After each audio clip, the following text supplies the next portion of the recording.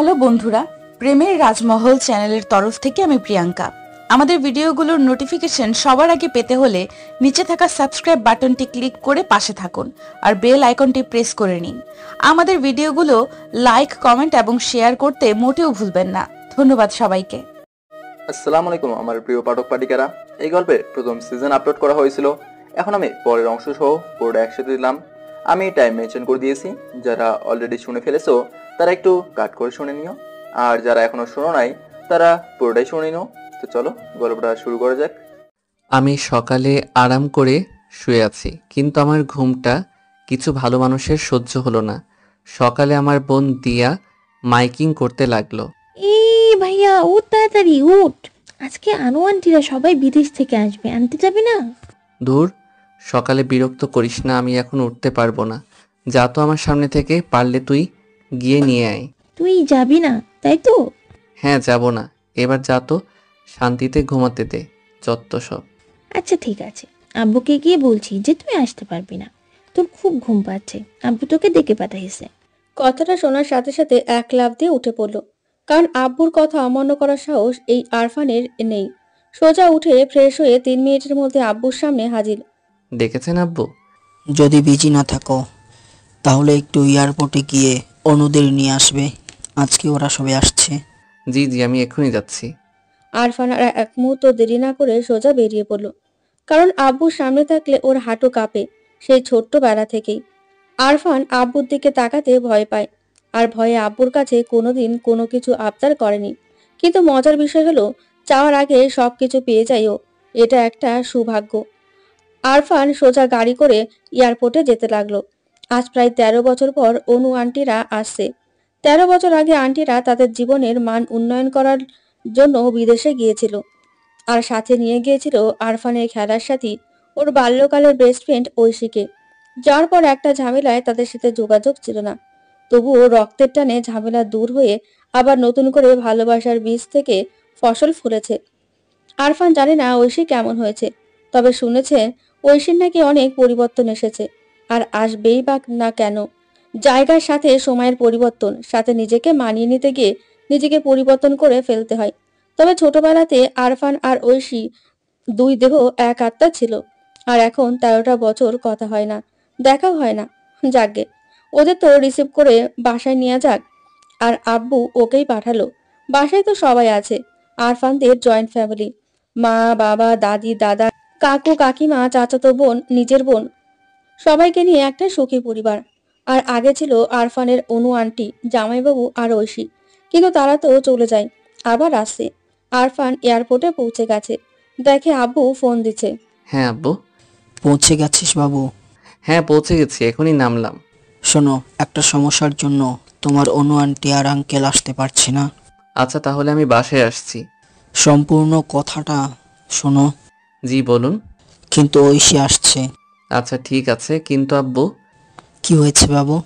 আসলে আব্বু, আমি তো ঐশীকে চিনতে পারবো না, তো কিসে কি মানে, কিভাবে বুঝবো? দিয়া তোমার ছবি ঐশীর কাছে দিয়েছে, আর ঐশীর ফটো তোমার কাছে ইমেল করেছে, দেখে নাও। আচ্ছা। আরফান ডাটা অন করতেই ফোনটা সুইসাইড করছে, চার্জ নেই, বন্ধ হয়ে গেছে।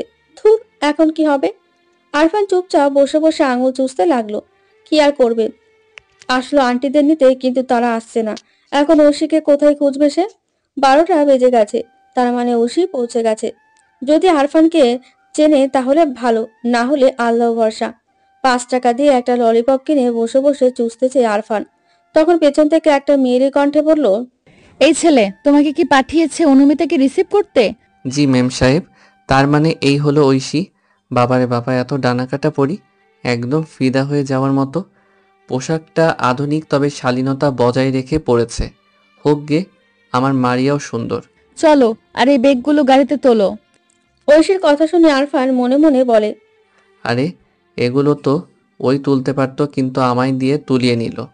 আর নেবেই তো, তারা এখন বড়লোক আর বিদেশ থেকে আসছে মেম সাহেব। আরফান কথাগুলো মনে মনে ভেবে ঐশীর দিকে তাকিয়েছিল। তখনই ঐশী বলে, এই, আমাকে তুমি চিনতে পারবে না? আমি চলে আসার পর তুমি এই বাড়িতে কাজ করো, তা কয় বছর ধরে কাজ করছি আঙ্কেলের বাসায়। ঐশীর কথায় আরফান আকাশ থেকে পড়ার অবস্থা হলো। সে বিড়বিড় করে বলে, কি? আমি কাজের লোক? আমি ওই বাসায় কাজ করি? বুঝেছি, হারামি দিয়াটা এটা বলেছে যে আমি ওই বাসায় কাজ করি। দিয়ার ব্যবস্থা বাসায় গিয়ে নেব। আচ্ছা, ঐশী তো এখন মেম সাহেব, তো আমাদের পরিবেশের সাথেই নিজেকে মানিয়ে নিতে পারবে তো? তো তোমার মাইনে কত করে দেয় মামারা? আর মেম সাহেব 12,000 টেয়া। ও, সব কাজ করো নাকি তুমি? মেম সাহেব।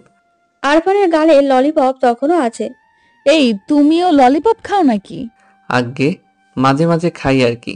আর একজনও প্রচুর ললিপপ খায়, জানি না এখন আর খায় কি। সে যে কেমন হয়েছে। ঐশী আরফানের দিকে তাকিয়ে আছে, হয়তো চিনতে পারছে না, মনে করার চেষ্টা করছে। আরফান ঐশীর সাথে গল্প করতে করতে বাসায় চলে আসলো। ঐশী আজ অনেক বছর পর আসছে। সবাই ঐশীকে স্বাগতম জানাচ্ছে। আজ 13 বছর পর আসছে। হাসি, আবেগ, কান্না সবকিছু মিলিয়ে একটা নতুন সময়ে আহ্বান জানানো হলো ঐশীকে। একে একে সবার সাথে পরিচয় করিয়ে দেওয়া হলো, যাদের ঐশী দেখেনি। 13 বছরের অনেক নতুন মুখ আসছে সংসারে। আরফান তো দিয়াকে খুঁজতেছে। হারামিটা ওকে কাজের লোক বানিয়ে দিল। ওই তো শয়তানটা দাঁড়িয়ে দাঁড়িয়ে চকলেট খাচ্ছে। আরফান পেছন থেকে গিয়ে দিয়ার চুলের বিনুনি টেনে ধরলো। আউচ! হারামি, আমি তোদের বাসায় কামলা দেই সেই ছোট থেকে, তাই না? তুই তো কাজের লোক, সেই ছোটবেলায় তোকে মেলায় কুড়িয়ে পায়, তোকে আব্বু এনে মানুষ করে। ও মা, তাই নাকি? তা আব্বুর সাথে তুইও গিয়েছিলি নাকি? গিয়েছিলাম তো, আমিই তো তোকে প্রথম দেখতে পাই। মেরে পেছন গরম করে দেব। তুই আমাকে আনতে গিয়েছিলি আর আমায় মেলায় কুড়িয়ে পাই, আমি কাজের লোক। দিয়া আরফানের কান টেনে দিয়ে দৌড় দিল। শয়তান একটা। আরফান কিছু বলতে পারে না, বললেই আব্বুর সাথে দিয়া বলে দেয়। কি যন্ত্রণা! সবকিছু মুখ বুঝে সহ্য করা যায়। ও দিয়া ঐশীর ওখানে গিয়ে ওর জিনিসপত্রগুলি নিয়ে ঐশীর রুমে নিয়ে গেল। ঐশী ওর রুমে যাওয়ার সময় এদিক সেদিক দেখতে লাগলো, হয়তো কাউকে খুঁজতেছে। ঐশী রুম থেকে ফ্রেশ হয়ে সবার সাথে বসে কথা বলছে। কথা যেন শেষই হচ্ছে না। কিন্তু কেউ বিদেশ থেকে আসলে তার অনেক পরিবর্তন হয়, সেদিক থেকে ঐশীর কোনো পরিবর্তন নেই। ঐশী সবার সাথে বসে গল্প করলেও ও বারবার এদিকে ওদিকে তাকাচ্ছে, মনে হয় কাউকে খুঁজছে। আরফান আর ওদের সামনে যায়নি।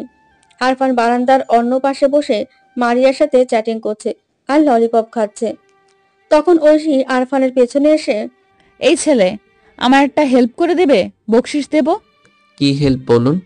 এই বাসায় ছেলে আরফানও তো শহরে গেছে, আমাকে একটু নিয়ে যাবে? কি? আমি শহরে গেছি? কে বলেছে ও শহরে গেছে? দিয়া। দিয়া? কি আর বলবো, না মানে হ্যাঁ, শহরে গেছে। আমাকে নিয়ে চলো, ওরে সারপ্রাইজ দেব। আসলে না মানে। চলো, আমি তোমাকে আলাদা টাকা দেব। আমি তো চিনি না। কি করবে এখন? আরফান ওর সামনে দাঁড়িয়ে আছে আর ঐশী ওকে খুঁজতেছে। তখন ছোট কাকুর ছেলে টিটু এসে বলল, আরফান ভাইয়া, আরফান ভাইয়া, বুড়ো আম্মু তোমাকে ডাকছে। আরফান মানে?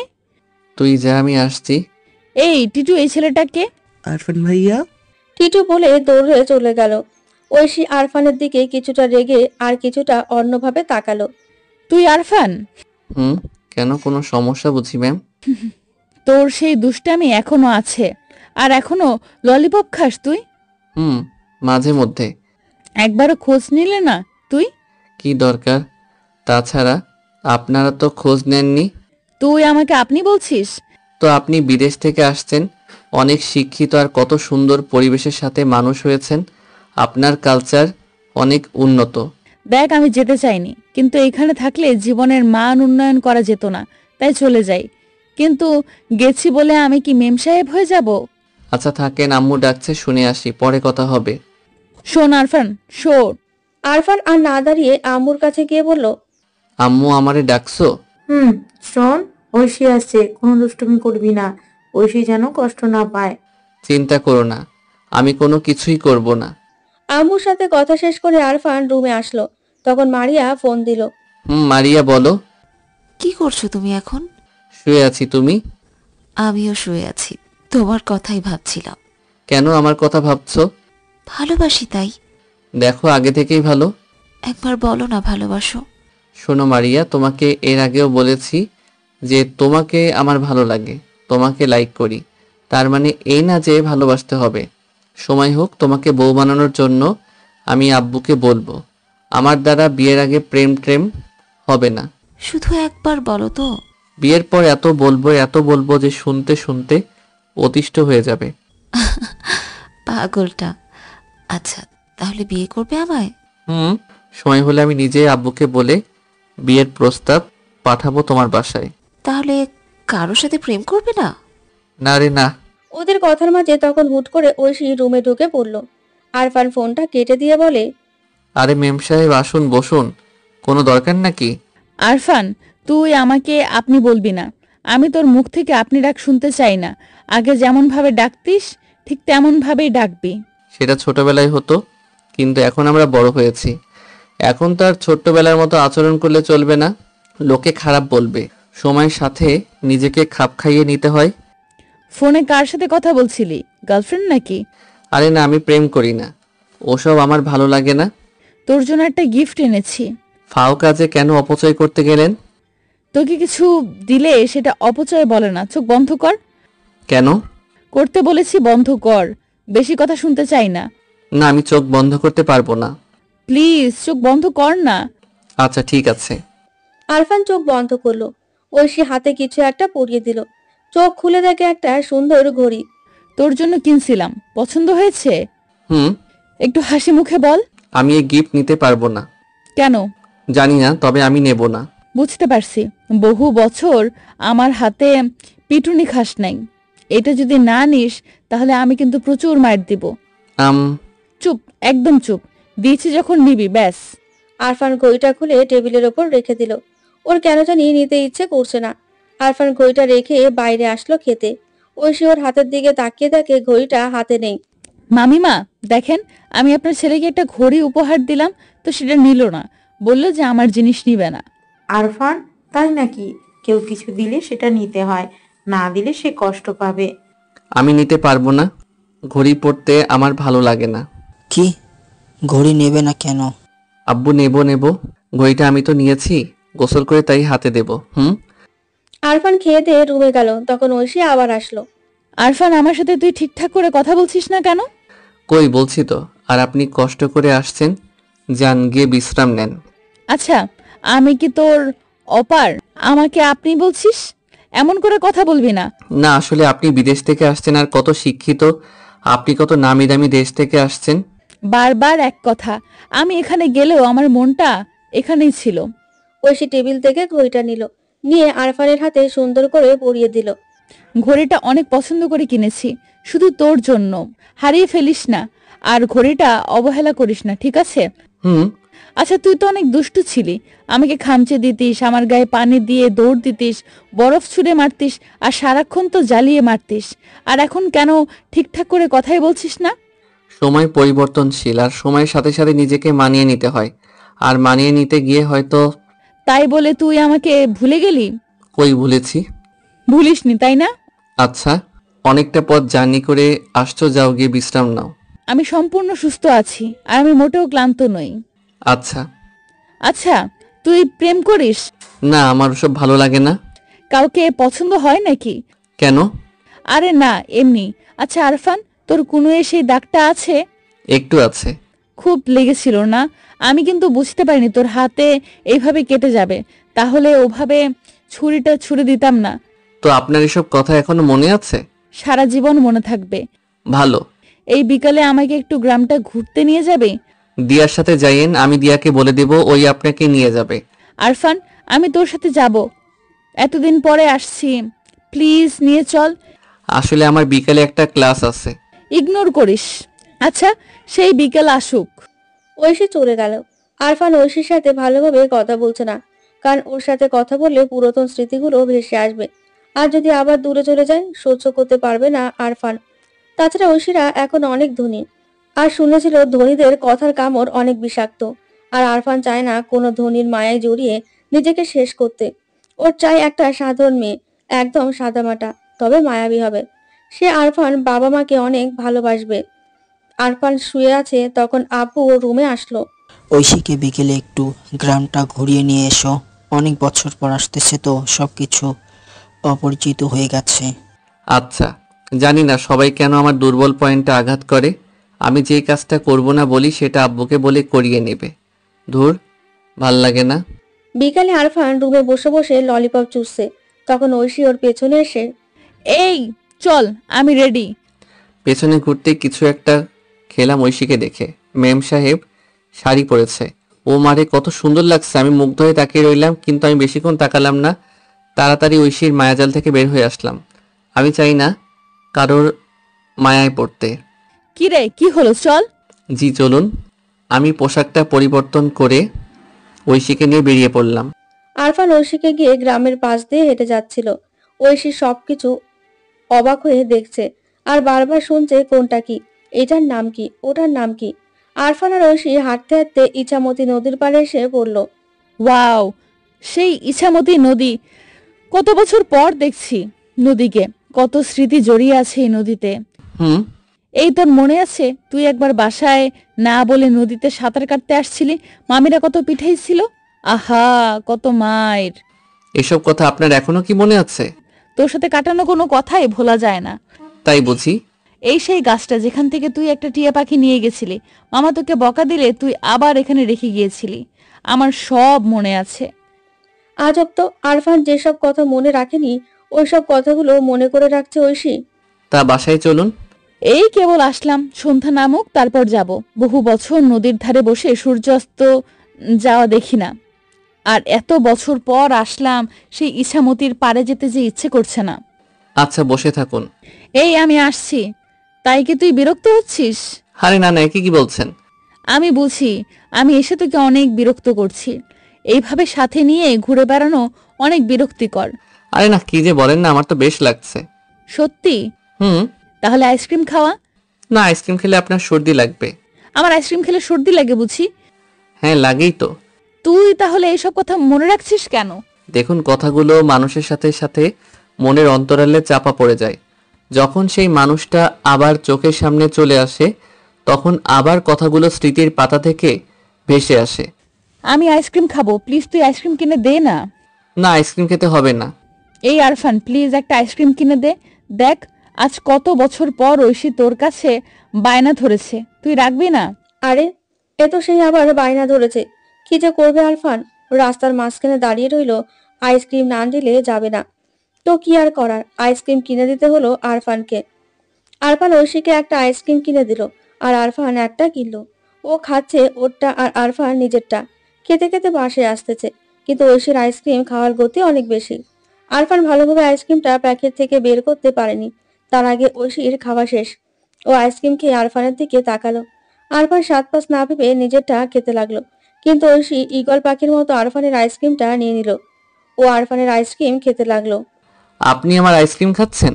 তো না মান আমার উচ্ছিষ্ট কথা। এই, তুই তো আর অপার কেউ না যে তোর আইসক্রিম খাওয়া যাবে না। তুই তো আরফান। আরফান ওর দিকে হাঁ করে তাকিয়ে রইল। ঐশী এত বড় হয়েছে, তবুও ওর ছেলে মানুষ গেল না, সেই পিচ্চির মতো আছে। ছোটবেলাতে যখন অনু আন্টি আরফানকে আর ঐশীকে আইসক্রিম কিনে দিত, ঐশী দুইটা নেবে আরো আরফানেরটাও কেড়ে খেয়ে নিত। আরফান কিছু বললেই আব্বুর কাছে উল্টোপাল্টা নালিশ দিত। হাদারাম, কি দেখিস? কিছু না। বাসায় চল। হুম। আরফান বাসায় দিয়া আর ছোট ছেলে মেয়েদের জন্য কিছু চকলেট আর ললিপপ নিয়ে বাসায় আসলো। অনেকটা পথ হেঁটেছে, ক্লান্ত লাগছে, তাই এসে শুয়ে পড়লো। তখন দিয়া আরফানের রুমে আসলো। এই বদের হাড্ডি, তুই আমার রুমে কি মতলবে আসছিস? ভাইয়া, আমি তো তোমার রুমে আসলাম। তোমার কোনো কিছু লাগবে কি না তাই জানতে। তোমার জন্য কফি নিয়ে আসবো? মতলব কি তাই বল। ভাইয়া, তোমার পা টিপে দিব? ব্যাপার কি? আচ্ছা ভাইয়া, তো পছন্দের কাচ্চি বিরিয়ানি খাওয়াবো। তুই মোদ্দা কথায় আয় তো। ভাইয়া, আমার একটা ছোট্ট উপকার করবি, একদম ছোট্ট। বুঝেছি, এজন্য এতবার খাওয়াচ্ছিস। বল শুনি। ভাইয়া বল না, উপকার করবি, আমি খুব বিপদে আছি। কাজটা কি সেটা তো আগে বল। জানিস ভাইয়া, আমি তো আব্বু আর আম্মুর কাছ থেকে আগাম ট্যাবলেট কিনে নিয়েছিলাম। বলেছিলাম পরীক্ষায় 80+ নাম্বার পাবো, কিন্তু কি? 60+ নাম্বার এসেছে টেনে টুনে। প্লিজ ভাইয়া, আমার পরীক্ষা খাতায় সিগনেচারটা তুই করে দিবি? বাসা জানতে পারলে ফোনটা নিয়ে নেবে। হা হা হি হি হি হি হু হু। আমি এখনই গিয়ে বলে দেব তোর ট্যাবে আমাকে হাত দিতে দিস। আর আমার কোন কাজটা করে দিস তুই? ভাইয়া, আমি তোর পায়ে পড়ি, আমাকে তুই বাঁচা। আমি তো সব কথা, তোর সব কাজ করে দেব। সব কাজ? সব কাজ, জামা কাপড় পরিষ্কার থেকে শুরু করে ঘর গোছানো, মাথা টিপে দেওয়া, সব কাজ করে দেব। আহা, আমার একটা সিগনেচারের এত মূল্য ভাবতেই পারিনি। বাসাতে যখন আমার দিকে তখন বাতাসকে একটু কাজে লাগাই। আর কি, বিনা পয়সায় আয়েশ আর কয়জনের ভাগ্যে আসে? বল না ভাইয়া, সিগনেচারটা করে দিবি। ভেবে দেখবো। ভাবা ভাবির কিছু নেই, তুই মুখ তুলে না চাইলে আমি মরেই যাব। আচ্ছা, আমার সব কথা শুনলে আমি সিগনেচার করে দেব, তবে ব্যাগরবাই করলে একদম সব ফাঁস করে দেব। তুই সব কথা শুনে চলবো। আমি কি আমার লক্ষ্মী ভাইটার কথা অমান্য করতে পারি? কলে পরে কলমা পড়ছো তুমি? আচ্ছা, খাতাটা দে। দিয়া খাতাটা দিল। আরফান সিগনেচার করে দিল। পাগলটা যাক, একে অনেকদিন ব্যবহার করা যাবে। আরফান ফোনটা নিয়ে গুতোগুতি শুরু করে দিল। আচমকা ঐশী ও রুমে প্রবেশ করলো। এসে সেই ছোটবেলার মতো আরফানের খাটে ধুম করে লাফিয়ে পড়ল। কিরে উজবু, কি করিস? মুখ সামনে কথা বলেন, আর যা তা নামে আমাকে কেন ডাকছেন? উলে বাবালে বাবা, বোবার মুখে বুলি ফুটেছে। জান তো এখান থেকে। বাবা, এত রাগ! আমি আছি বলে কি মেয়েদের সাথে ফ্লার্টিং মারতে পারছিস না? তাই বলে চলে যেতে বলছিস? কি যা তা বলছেন? দে তাহলে তোর ফোনটা দেখি, কয়টা মেয়ের সাথে ইন্টু পিন্টু চলছে। আমার ফোন কেন আপনার কাছে দেব? দিবি দিবি, নিজে আমার কাছে দিবি। হ্যাঁ, আমি দেব না। তুই যে দিয়ার খাতায় সিগনেচার করেছিস সেটা আমি মামাকে বলে দিব। দিয়া পরীক্ষায় কম নাম্বার পাইছে, আর তুই নিজের স্বার্থের জন্য দিয়াকে সাহায্য করেছিস, এটা আমি মামাকে বলে দেব। জানিস তো, অন্যায় যে করে আর অন্যায় যে সহ্য করে দুজনেই সমান অপরাধী। এটা মামা জানলে কি অবস্থা হবে তোর, তুই ভাব। প্লিজ, আপনি আব্বুকে বলবেন না। তুমি চান্দু দিয়াকে ফাঁদে ফেলেছো, সুযোগে সদ্ব্যবহার করেছো। আমি কেন ছেড়ে দেব? হাতের লক্ষ্মী পায়ে ফেলতে নেই। কি করতে হবে? আপাতত ফোনটা দে, আমি তোর ফোনটা দেখব। ইচ্ছে না থাকলেও দিতে হলো আরফানের। আসলে ঠিক, সে অসৎ পথে কখনো সফল হওয়া যায় না, বিপদ আসবেই। আরফান দিয়ান্নাকে দড়ি দিয়ে ঘুরাচ্ছে, আর ঐশী আরফানকে। অনেক মেয়ে তো তোকে নক দেয়, রিপ্লাই দিস না। গুড, এটা ভালো। আরে মারিয়াটা কে? এত মেসেজ, এত ইমোজি দিয়েছে। আমার বন্ধু আমার সাথে পড়ে। শুধু বন্ধু নাকি অন্য কিছু? শুধু বন্ধু। ভালো। ফোনটা ঘেটে দেখলাম কোনো গার্লফ্রেন্ড নেই। থাকলে ট্রিক নেওয়া যেত, ওটাকে এমন করে নাকে দড়ি দিয়ে ঘুরানো যেত। এবার ফোনটা দেন। এমন ভালো হয়ে চলবি নাকি প্রেম টেম কিছু করবি? তোর দ্বারা এসব কিচ্ছু হবে না। ঐশী ফোনটা রেখে চলে গেল। আরফান ভাবলো দিয়াকে ব্যবহার করে শুধু শান্তি করবে, কিন্তু এই মেয়ে তো ওকেই ব্যবহার করছে। ভাগ্যিস মারিয়া দুষ্টু SMS গুলি ডিলিট করে দিত, তা না হলে আজকে কুরবানি দিয়ে দিত। এই মেয়ে তো আরফানের গলায় মাছের কাঁটার মতো বিঁধে গেছে। ওর কথা শুনে চলতে হবে। যদি আব্বুকে বলে দেয় তাহলে সর্বনাশ। রাতে খাওয়া দাওয়া শেষ করে শুয়ে পড়ল আরফান। কালকে আবার কলেজ যেতে হবে। আরফান সকালবেলা ফ্রেশ হয়ে খাওয়া দাওয়া শেষ করে গুছিয়ে বের হলো কলেজ যাওয়ার উদ্দেশ্যে। তখন পেছন থেকে ঐশী ওকে ডাকলো। কিরে, কলেজ যাচ্ছিস নাকি? আগে চল, আমিও যাব। না না, আপনার যেতে হবে না, জানতো। একবার বললাম যাব, ব্যাস। আর একদম কথা নয়। যদি না নিয়ে যাস তাহলে মামার কাছে যাই। আরে না না, চলুন। এই তো ভালো ছেলে, একটু দাঁড়া, আমি আসছি। হাল্লা দিয়াকে ব্ল্যাকমেইল করার জন্য নিজে ফেসে গেলাম। কিছুক্ষণ পর ঐশী বের হয়ে আসলো। আরফানের তো চোখ ফেরাতে না পারার মতো অবস্থা। আরফান তো ঐশীর দিকে তাকিয়ে টাস্কি খেলো। এই মেয়ে এত বহুরূপী, কালকে শাড়ি পরে একরকম আর আজকে পরেছে লেহেঙ্গা। বাবারে বাবা, আমার তো ইচ্ছা নেই ঐশীকে আমার কলেজে নিয়ে যাওয়ার, কিন্তু আমাকে ব্ল্যাকমেইল করেছে। কেন যে দিয়াকে সাহায্য করার নামে ব্ল্যাকমেইল করতে গেলাম। আজ যদি দিয়াকে ব্ল্যাকমেইল না করতাম তাইলে আমাকে এই বিপদে পড়তে হতো না। ওই চল। আরফান আর ঐশী কলেজে যেতে লাগলো। বাসা থেকে কলেজ সামান্য দূরে, সেজন্য হেঁটে কলেজে যায়। কলেজ যাওয়ার সময় সবাই ওর দিকে কেমন ভাবে দেখছিল, মনে হয় আরফান কুরবানির গরু। আরফান ঐশীকে নিয়ে কলেজ পৌঁছে গেল। একটু লজ্জা লজ্জা লাগছে। তখন মারিয়া আসলো। হে, কেমন আছো? আর এটা কি? আরফান বলার আগে ঐশী, আমি ঐশী, আরফানের বাসায় আসছি। আর তুমি কে, মারিয়া নাকি? আপনি কিভাবে জানলেন? এই তো কালকে দেখলাম আরফানের ফোনে। আচ্ছা, আমি আর আজকে ক্লাস করব না, মারিয়া বাসায় গেলাম, কালকে আসবো। আচ্ছা, বাই। আচ্ছা, চলুন বাসায় যাই। আরফান বাসায় চলে আসতে লাগলো। জানে না কলেজে থাকলে কি হাল করতো ওকে এই মেয়েটা। আরফান পাশে আসছে, কিন্তু রাস্তায় ফুচকার দোকান থেকেই ঐশী বলে, ফুচকা খাবো, ফুচকা খাবো। আরফান, ফুচকা খাবো, কিনে দে। না, বাসায় চলো, ফুচকা খেতে হবে না। বললাম আমি ফুচকা খাবো, ব্যাস, এত কথা শুনতে চাই না। পারবো না। আর আপনি খাবেন তো খান, আমরা যাচ্ছি। আচ্ছা ঠিক আছে, আমি ফুচকা খেতে বড় মামার সাথে গিয়ে বলি তুই দিয়াকে চুরির কাজে হেল্প করেছিস। যা, তুই বাসায় যা। আম্মা, এটা কেমন ব্ল্যাকমেইল? আমি তো বড় বিপদে পড়লাম। আমি একে কিভাবে সরাবো? ধুর। আরফানের বাধ্য হয়ে ফুচকা খাওয়াতে হলো। ও বোঝে না এরা মানুষ না বক রাক্ষস, এত ফুচকা খেতে পারে। ফুচকা খাওয়া শেষ করে বাসায় আসতেছে ওরা, তখনই ঐশী বলে, থাঙ্কুরে। কিসের জন্য? এই তো ফুচকা খাইয়ে দেওয়ার জন্য। আর আর কিছু না, বাসায় চল। আরফান ঐশীকে নিয়ে বাসায় আসলো। তখন ভালোভাবে দুপুর হয়নি। আরফান দিয়াকে ডাকলো। এই দিয়া দিয়া কি রে, সারের মতো তাচাস কেন? কি খুব মুখ হয়েছে? আব্বুকে বলবো? না না না না না, আমার লক্ষ্মী সোনা ভাই, কি করতে হবে তাই বল। আমার সমস্ত জামা কাপড় ময়লা হয়েছে, সবকিছু সুন্দরভাবে পরিষ্কার করে রোদে শুকাতে দিবি। ভাইয়া এত জামা কাপড় আমি পারবো না।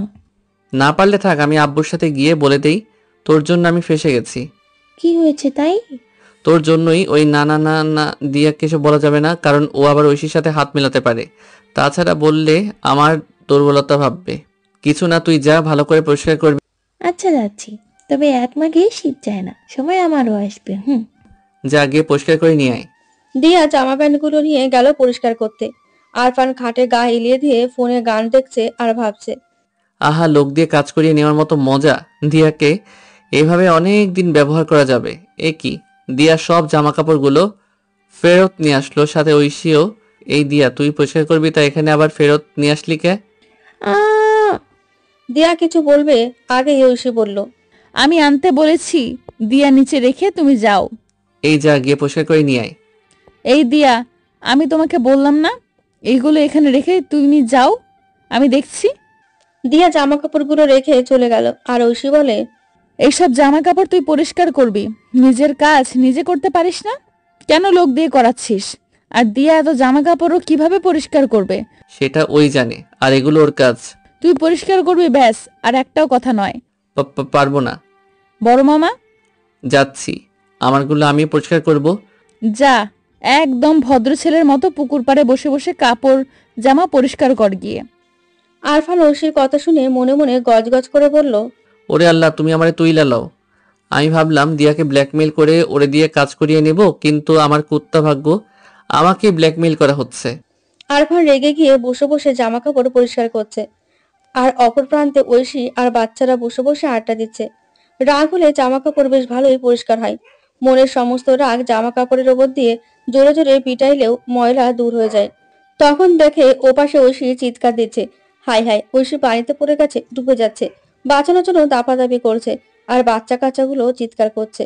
আরফান তাড়াতাড়ি দৌড়ে গেল ঐশীকে বাঁচানোর জন্য, গিয়ে পানিতে ঝাঁপ দিল। সাঁতার কেটে ঐশীর পাশে গিয়ে ঐশীকে ধরতে যাবে, তখনই ঐশী ডুবে গেল। আরফান ডুব দিয়ে খুঁজতে লাগলো, দম ভর খুঁজলো, কিন্তু পেল না। বাধ্য হয়ে পানির ওপরে উঠে আসলো। এ কি, ঐশী পুকুরের সামনে বসে আছে, আর সাথে বাচ্চারাও। সবাই হাসাহাসি করছে, আরফানকে ধোকা দিচ্ছে।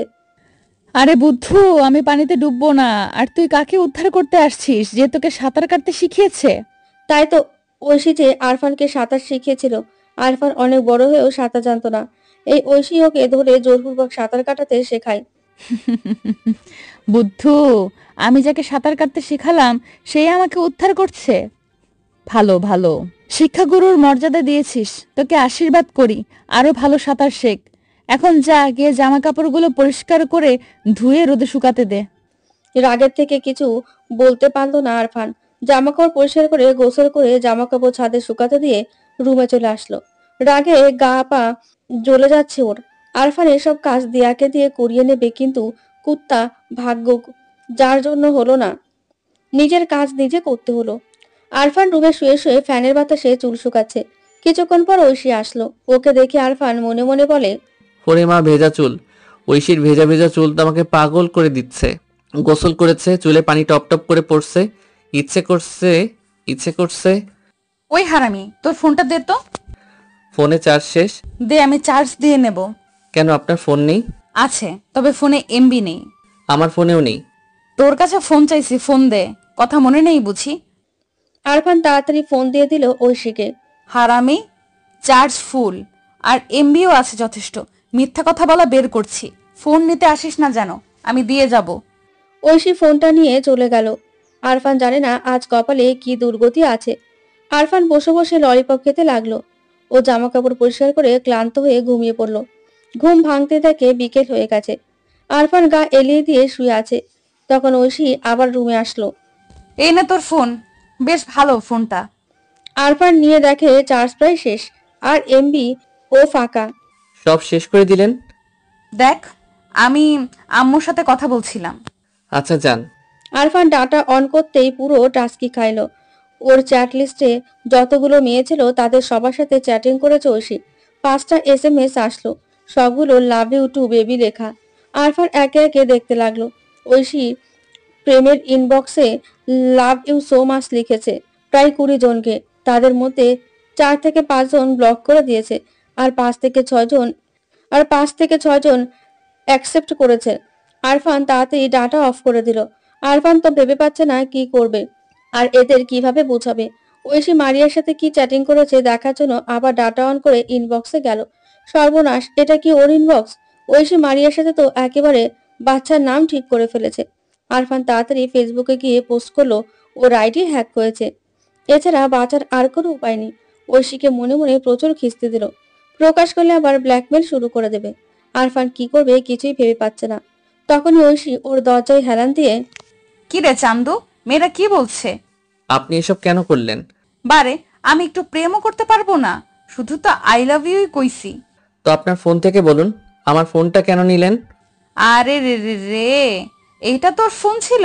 আমি ভাবলাম আমার ফোন। আচ্ছা, আমি কি আপনাকে বিরক্ত করছি? তো আপনি কেন আমাকে বিরক্ত করছেন? আসছেন, থাকেন, খান, দান, ঘুরে বেড়ান, বিরক্ত করছেন কেন? কেন লাগছেন আমার পিছু? মুখে মুখে কথা। ঐশী সোজা এসে আরফানের বুকের উপর বসে ওর গলা চেপে ধরেছে। তুই আমাকে বকা দিচ্ছিস? তুই ঐশীকে বকা দিস? বড্ড সাহস বেড়ে গেছে। আজ তোর সাহস কমিয়ে দেব। আরফান ঐশীকে ছাড়িয়ে দিতে লাগলো, কিন্তু কাঁঠালের আঠার মতো ওর গলা চেপে ধরলো। আরফান অনেক কষ্ট করে ছাড়িয়ে দিল। সোজা ছাদে চলে আসলো। কি ভয়ঙ্কর মেয়ে রে বাবা, পুরাই গুন্ডা। আরফান জামা কাপড়গুলো নিয়ে সিঁড়িতে নিচে নেমে রুমে যাচ্ছে। রুমে ঢুকতে যাবে তখনই কারোর সাথে ধাক্কা খেয়ে নিচে পড়ে গেল। ওই, তুই কি মেসেঞ্জারের মতো আমাকে লাইন মারছিস? এইভাবে ধাক্কা দিলি কেন? আপনি আমার রুমে কি করছিলেন আর দরজার সামনে দাঁড়িয়ে আছেন কেন? ওই তোল আমাকে। পারবো না, পারলে উঠেন। আরফান জামা কাপড়গুলো খাটের উপর ফেলে দিয়ে রাগে গজগজ করতে করতে বাইরের দিকে আসলো। ও সন্ধ্যায় বাসায় আসলো। আরফানের রুমে ঢুকে দেখে ও রুম আর জামা কাপড়গুলো খুব সুন্দর করে গুছিয়ে রাখছে। তা দেখে আরফান দিয়াকে ডাক দিল। ধন্যবাদ দিয়া। কেন? এভাবে সুন্দর করে গুছিয়ে দেওয়ার জন্য। আমি গুছাইনি, ঐশী আপু গুছিয়ে দিয়েছে। ঐশী গুছিয়ে দিয়েছে? বাহ, ঐশীর হাতের কাজগুলো তো বেশ সুন্দর। আরফান রাতে খেয়ে দিয়ে রুমে চলে আসলো। ডাটা অন করতেই মারিয়ার SMS আসলো। এই যে পাখি, কি করছো? আর তুমি আমাকে এত ভালোবাসো, তা বললে না কেন? এই মারিয়া, তুমি কি যাতা বলছো? আর কে ভালোবাসে তোমায়? আবার আগের মতো পাগলামি করছো? দুপুরের মতো আবার একটু বলো না। ওটা আমি ছিলাম না, ওটা ঐশী দুষ্টমি করে সবাইকে বলেছিল, আমি বলি নাই। তাই বুঝি? হুম। আচ্ছা, আমার সাথে প্রেম করলে কি কোনো সমস্যা, নাকি আমাকে ভালো লাগে না? মারিয়া, দেখতে ভালো হলেই কিন্তু প্রেম হয় না, প্রেম ভালোবাসা করা লাগে না। কখন কোথা হতে কিভাবে হয়ে যায় সেটা কেউ বলতে পারে না। আমার হয়তো হয়েছে। ওটা একতরফা, আর একতরফা প্রেম অনেক কষ্টকর, যা মানুষকে কষ্ট দেয়, আর আমি চাই না কষ্ট দিতে। যদি তুমি আমার ভাগ্যে থাকো তাহলে অবশ্যই পাবো। আরফান কথাগুলো বলে ডাটা অফ করে ঘুমিয়ে পড়লো। সকালবেলা আব্বুর ডাকে ঘুম ভেঙে যায়। সকালে আব্বুর ডাকে রীতিমতো ভয় পেল আরফান। আর আব্বুর সামনে তো ও পুরাই ভেজা বিড়াল। আরফান রাতে ঘুমানোর কারণে লম্বা চুল এলোমেলো হয়ে আছে। আর তারপর আব্বু লম্বা চুল পছন্দ করে না। তাড়াতাড়ি ফ্রেশ হয়ে বাইরে এসো। আরফান জানে না কি বলবে ওর আব্বু। আরফান আব্বুর সামনে থেকে সরে গেল সোজা বাথরুমে। আরফান বাইরে এসে দেখে আব্বু বসে আছে, আর আব্বুর পাশে ঐশী। আজকে আরফান হয়তো গেল। আরফান তো আব্বুর সামনে গিয়ে ভয়ে কাঁপতেছে, জানে না ঐশী আব্বুকে কিছু বলেছে কিনা। এই মেয়েকে তো বিশ্বাস নেই। আজকে তোমার অনু আন্টি আসতেছে, তুমি আর ঐশী যাও, গিয়ে রিসিভ করে নিয়ে আসো। ঐশী, আর আমিও। ওই আর কোনো কথা নয়, যাও গিয়ে নিয়ে আসো। আরফান মাথা নেড়ে সম্মতিসূচকভাবে উত্তর দিল। আচ্ছা তাড়াতাড়ি চলো রে। আরফান গিয়ে গাড়িতে বসলো। গাড়ি চলছে তার আপন গতিতে। আরফান ঐশীর দিকে তাকালো। সে আপন মনে ফোন টিপে চলেছে। বাইরে কত সুন্দর পরিবেশ, কিন্তু ওর যেন ঐশীর দিকে তাকাতে বেশি ভালো লাগছে। আরফান ঐশীর দিকে তাকিয়ে রইল। ওই বাদর, তা কয়টা মেয়ের উত্তর দিল রে? আপনি সবসময় ফাইজলামি করেন কেন? আচ্ছা তুই কি আপনি বলা বন্ধ করবি না? তোর মুখ থেকে আপনি শব্দটা শুনতে ভালো লাগে না, কেমন একটা পরপর মনে হয়। আগে তুই করে বলতিস কেমন একটা মায়া ছিল, আর এখন পর মনে হয়। মায়া বড়ই অদ্ভুত একটা অনুভূতি, যা ধরা যায় না, ছোঁয়া যায় না, তবু কেন জানি সবাই মায়ায় পড়ে। এত সুন্দর কথা শিখলি কেমনে? হুম। আচ্ছা তোর রাগ হয় না আমার উপর? কেন? এই যে এত বিরক্ত করি। হয়তো। আমি সব সময় তোকে বিরক্ত করব। মরে গিয়ে ভূত হয়ে তোর জানালার পাশে গাছের ডালে বসে তোরে ভয় দেখাবো। রাতে রাস্তা দিয়ে গেলে গলা ধরে উঁচু করে রাখবো। আরফান ঐশীর দিকে তাকালো আর মনে মনে ভাবে, আচ্ছা ঐশী এটা বলেছে ও আমাকে সারা জীবন বিরক্ত করবে, তার মানে ও আমাকে কি ভালোবাসে? ঐশী হয়তো আমাকে ভালোবাসে, তা না হলে এত বিরক্ত করে সবসময় পেছনে লাগে। আর রাগ করে বকা দিলেও রাগ করে না, কিন্তু কিছু বলে না তো। আরফানের ভাবনার মাঝে ঐশী বলে ওঠে, ওই ঝিঙ্গা কি দেখিস? ঝিঙ্গাকে? কেন তুই? আমার আর কত নাম দেবেন? আমার যতগুলো মনে আসবে ততগুলো, যখন যা ইচ্ছা হবে তাই বলে ডাকবো। এয়ারপোর্টে পৌঁছে গেছি, চলুন। হ্যাঁ চল। ওরা গাড়ি থেকে নেমে অপেক্ষা করতে লাগলো অনু আন্টি আর জামাইবাবুর জন্য। 12টার দিকে তারা আসলো। ঐশী অনু আন্টিকে দেখে দৌড়ে তার কাছে গেল, আর আরফান পেছন পেছন। কেমন আছেন আন্টি? ভালো আছি। তুমি আফনান না? হ্যাঁ, ওই সেই বলদটা। ওভাবে বলছিস কেন? কত বড় হয়ে গেছো, তোমাকে কত ছোট দেখেছিলাম। আচ্ছা চলুন তাড়াতাড়ি বাসায় যাই। আরফানটা গাড়িতে বসে বাসায় আসতেছে। আসার পথে আন্টি টুকটাক কিছু কথা জিজ্ঞেস করছিল। এভাবে গল্প করতে করতে বাসায় চলে আসলো। বাসায় আসার পর আন্টি আর জামাইবাবুকে দেখে সবাই অনেক খুশি হলো। অনেক ক্লান্ত হয়ে পড়েছে আরফান, গোসল করে শুয়ে আছে। কিছুক্ষণ বাদে ঐশী আসলো। আচ্ছা, এই মেয়েকে দেখতে এত ভালো লাগছে কেন আরফানের? ঐশী এখন গোসল করেছে। ভেজা চুল থেকে পানি পড়ছে টিপ টিপ করে। আরফানের ইচ্ছে করছে ঐশীর চুলগুলো এলোমেলো করে দিয়ে আবার নিজে শুকিয়ে আশ্রয় দিতে, কিন্তু ইচ্ছে করলে যে করতে হবে এমন কোনো কথা নেই। ওই শুটকো পটল, শুয়ে আছিস কেন? ঐশীর এই অদ্ভুত অদ্ভুত নামে ডাক শুনতে বেশ ভালোই লাগছে। আরফান ভেবেছিল ঐশী বিদেশ থেকে আসলে হয়তো খারাপ আচরণ করবে, অহংকার থাকবে মনে, কিন্তু এই তো সেই আগের মতোই আছে, ঠিক সে আগের ঐশী। কই হারিয়ে গেলি? কোনো দরকার নাকি? চল খেতে চল। আপনি যান, আমি আসতেছি।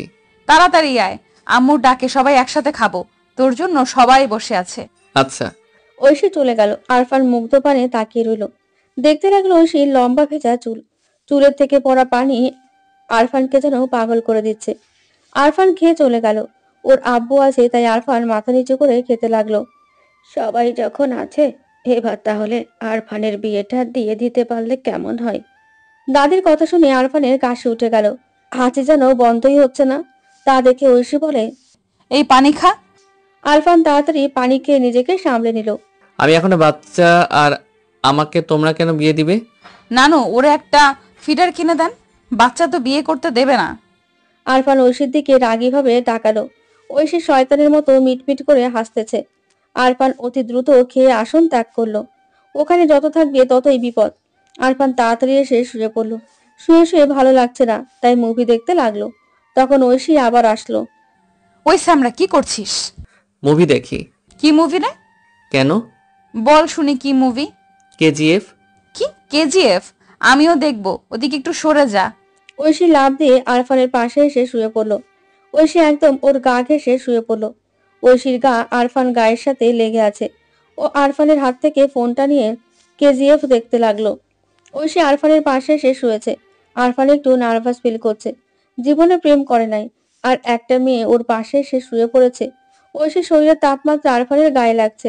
একটা অন্যরকম অনুভূতি কাজ করছে, যে অনুভূতি প্রকাশ করা যায় না। বুকের ভেতর ধুকপুকানি বেড়েতে গেল। ঐশী আপন মনে কেজিএফ দেখতে লাগলো, কিন্তু আরফানের আর মুভি দেখতে ভালো লাগছে না। আরফান অনুভব করতে লাগলো ঐশীর গায়ে সে মিষ্টি গন্ধটা। এভাবে থাকতে থাকতে ঘুমিয়ে পড়লো। বিকেলবেলা ঘুম ভেঙে যায়। চোখ মেলে তাকিয়ে দেখে ঐশী সেইভাবেই আরফানের পাশে শুয়ে মোবাইল টেপাটেপি করছে, কিন্তু ওর একটা হাত ঘুমের ঘোরে ঐশীর গায়ের ওপর দিয়ে ফেলেছে।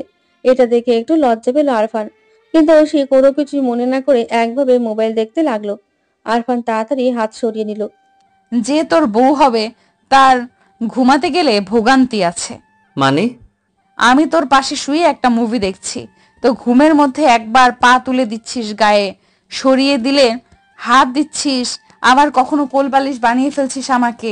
যে তোর বউ হবে তার ঘুমাতে গেলে কষ্ট আছে। সরি। হয়েছে হয়েছে, আর সরি বলতে হবে না। এই না তোর ফোন, মুভিগুলো বেশ ভালো, রাতে ফোনটা দিস, সব কয়টা মুভি দেখবো। ঐশী চলে গেল। আরফানের লজ্জা লাগছে। আরফান ঘুমের মধ্যে নাকি ঐশীকে জড়িয়ে ধরছিল, কিন্তু ঐশী তো রাগ করলো না, আর বকাও দিল না। তার মানে ঐশীও কি আরফানকে ভালোবাসে? হয়তো ঐশী আরফানকে ভালোবাসে, তা না হলে কেন বারবার ওর রুমে আসে? কিন্তু ঐশী বলছে না কেন যে ও আরফানকে ভালোবাসে? মেয়েদের বুক ফাটে তো মুখ ফোটে না, আর আচরণে আরফানকে বুঝিয়ে দিচ্ছে যে ঐশী ওকে ভালোবাসে। আরফান ভাবে ঐশীকে একবার বলে দেখবে। দুপুরের কথাগুলো মনে আসলেই কেমন কেমন লাগছে ওর। আরফান একটু আড্ডা দিতে বাইরে গেল। সন্ধ্যায় বাসায় আসলো। ড্রয়িং রুমে সবাই বসে বসে আড্ডা দিতেছে। আরফান আস্তে করে রুমে আসলো। ওরও ইচ্ছে করছিল আড্ডা দিতে, কিন্তু আব্বু আছে, তাই আরফান সরে গেল। আব্বু সামনে থাকতে ওর হাঁটু কাঁপে। রুমে ভালো লাগছিল না, তাই ছাদে গেল আরফান। ছাদে বসে বসে আকাশে চাঁদ দেখছে। আজকে চাঁদটা বেশ জ্যোৎস্না ছড়িয়েছে, বেশ ভালো লাগছে চাঁদ দেখতে। কিন্তু এক টুকরো মেঘ চাঁদটাকে ঢেকে দিল, সাথে সাথে চারিদিকে আঁধার নেমে আসলো। তখন পেছন থেকে কেউ ধাক্কা দিয়ে আবার কাছে টেনে নিল। রীতিমতো প্রচন্ড ভয় পেয়ে গেল। আম্মু বলে চিৎকার দিতে যাবে, তখনই কেউ আরফানের মুখটা চেপে ধরলো। অন্ধকারে দেখা যায় না। আস্তে আস্তে মেঘটা সরে গেল চাঁদ থেকে। চাঁদটা আবার জ্যোৎস্না ছড়ালো। জ্যোৎস্নার আলোতে দেখতে পেল এটা আর কেউ নয়, স্বয়ং ঐশী। চাঁদের আলোতে ঐশীকে অন্যরকম দেখা যাচ্ছে। জ্যোৎস্নার আলোতে কাউকে যে এত সুন্দর লাগে তা আগে কখনো দেখেনি আরফান। ঐশীর দিক থেকে চোখ সরাতে পারছে না। আর একটা মেয়ের শরীর থেকে যে এত মিষ্টি গন্ধ আসে, সেটা ঐশীর শরীর থেকেও আসছিল। ওই আরফান মুখটা চেপে ধরেছে। ওর হাত থেকে সেই গন্ধটা আরফান পাচ্ছে, ওকে পাগল করে দিচ্ছিল।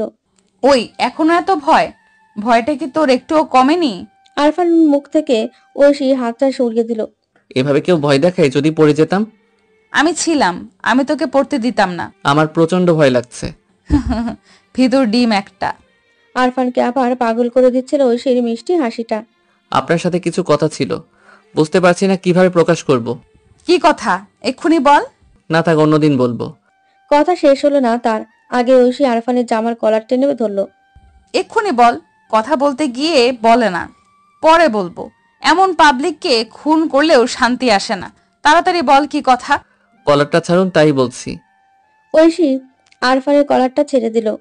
জানি না আপনি কিভাবে নেবেন। আপনি যেদিন প্রথম বিদেশ থেকে আসছিলেন আমি ভেবেছিলাম আপনি অহংকারী আর বদমেজাজি হবেন, কিন্তু তার উল্টো। যেমন ছিলেন ঠিক তেমনই আছেন, একদম আগের সেই ঐশী।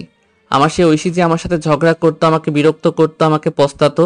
আমি এই ঐশীকে যে আমার সেই ছোট্টবেলার বেস্ট ফ্রেন্ড ছিল তাকে ভালোবেসে ফেলেছি, তাকে আমার জীবন সাথী বানাতে চাই। Oishi, I love you so much, will you marry me? শয়তান, তুইও আমার মতো মজা করছিস? সত্যি ঐশী, মজা না, তোকে ভালোবাসি, অনেক ভালোবাসি। এই কয়দিনে অনেকটা ভালোবেসে ফেলেছি। বিয়ে করবি আমায়? তোরা ছেলেরাই এমন, তোদের সাথে একটু ফ্রি ভাবে কথা বললেই ভাবিস যে তোকে ভালোবাসে। তুই আমাকে বেস্ট ফ্রেন্ড ছিল সেই ছোটবেলা থেকে, তোর সাথে একটু খোলামেলা কথা বলতাম বেস্ট ফ্রেন্ড ভেবে, বন্ধুদের মাঝে রসিকতা হয়। আর একটা মেয়ে তোর সাথে একটু তামাশা করে কথা বলেছে আর ও মেয়ে তাকে ভালোবাসতে হবে? তুই আমাকে কতটুকু চিনিস যে ভালোবাসিস? হ্যাঁ, ছোটবেলায় একসাথে ছিলাম, তাই বলে এখন ভালোবাসতে হবে? তোকে আমি সবচেয়ে কাছের বন্ধু ভাবতাম, আর তুই এই মর্যাদা দিলি? দেখ, আমি চাইনি তোকে ভালোবাসতে, কিন্তু কিভাবে যে ভালোবাসা তৈরি হয়ে গেল আমি নিজেও জানি না। সত্যি তোকে অনেক ভালোবাসি। হুমা, তাই? আমিও একজনকে অনেক ভালোবাসি, আমরা একসাথে পড়েছি। তোর মতো থার্ড ক্লাস নয়। কি যোগ্যতা আছে তোর যে তুই ঐশীকে ভালোবাসবি? থাকিস তো একটা খ্যাতমার্কা গ্রামে, আর আসছিস আবার ঐশীকে ভালোবাসতে? তুই অন্য কাউকে ভালোবাসিস? না, তোকে ভালোবাসি। তোর মতো একটা খ্যাতকে তোর মতো আবালরাই ভালোবাসবে, এই ঐশী নয়। শোন, যে কয়দিন আছি ভালোভাবে থাকতে দে। যদি বিরক্ত করিস তাহলে খুব তাড়াতাড়ি চলে যাব। কথাটা মাথায় ভরে রাখিস। বেস্ট ফ্রেন্ড হয়েছিল, সেই বেস্ট ফ্রেন্ড হয়েই থাক। চাই না তোর আর আমার এই বন্ধুত্বের সম্পর্কটা নষ্ট করে ফেল। এগুলো মাথায় রাখ। ঐশী ছাদ থেকে চলে গেল। এই কয়েক মুহূর্তের ঘটনা আরফানের দুনিয়া উল্টে দিয়েছে। আরফান যাকে ভালোবাসলো সে অন্য কাউকে ভালোবাসে। আরফান ধূপ করে ছাদে বসে পড়ল। চাঁদের জ্যোৎস্না এখনো আছে, তবে তার মধ্যে সুখ নেই। আর ঐশী আরফানকে ছোট বড় অনেক কথাই শোনালো, তাতে দুঃখ নেই। কিন্তু ঐশীকে আরফান পাবে না, কান্না পাচ্ছে। জীবনে প্রথম কাউকে ভালোবাসলো, আর সেই ছেড়ে চলে গেল। ও চাঁদ, আমি যে তোমার মতো একা ছাদেই শুয়ে পড়লাম। কিছুক্ষণ আগে মনের সুখে চাঁদ দেখছিলাম, আর এখন শুয়ে পড়ে চোখে পানি নিয়ে চাঁদ দেখছি। সেই একই চাঁদ, একেই বলে নিয়তি। তবে দোষটা আমার, যে কেউ একটু ফ্রি ভাবে কথা বললে তাকে ভালোবাসতে হবে। আরফান কান্না করতে করতে ঘুমিয়ে পড়লো ছাদে। সকালবেলা ঘুমিয়ে আছে, প্রায় সারা রাত কান্না করে ভোরবেলার দিকে একটু ঘুমিয়ে আছে ছাদের দোলনায়। কিন্তু কেউ এক বালতি পানি ঢেলে দিল আরফানের গায়ে। এক লাফে উঠে বসলো। ও তাকিয়ে তো অবাক। আপনি? আফনানের প্রচুর রাগ হলো, সাথে কষ্টও পেল। ঐশী কেন এভাবে মায়া বাড়াচ্ছে। আরফান সোজা উঠে রুমে গেল, গিয়ে ফ্রেশ হয়ে রুমে শুয়ে আছে। এখন আবার ঐশী আসলো, তখন আরফান আবার উঠে বাইরে এসে বসলো। ঐশী এসে বাসে বসলো। আব্বু আসলো, আরফান উঠতে লাগলো।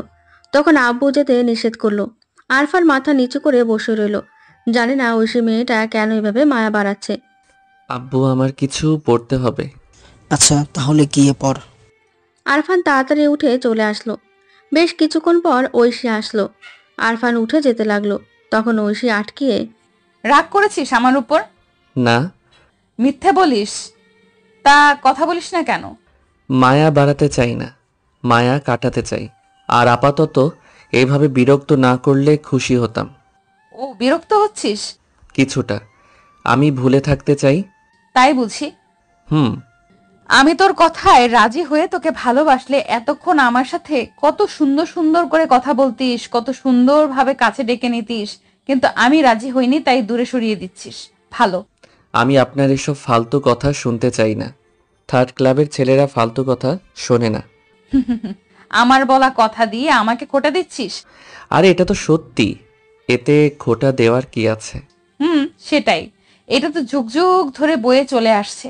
এখন আমি যদি তোকে বলি আমি তোর ভালোবাসা গ্রহণ করেছি, তখন তুই আরো কথা শোনাবি, আর তুই তো রাজি হবিই না। আচ্ছা, এসবই ছাড়া আপনার কি আর কোনো দরকার আছে? থাকলে বলুন, আমার কাজ আছে। তোর আবার কি কাজ?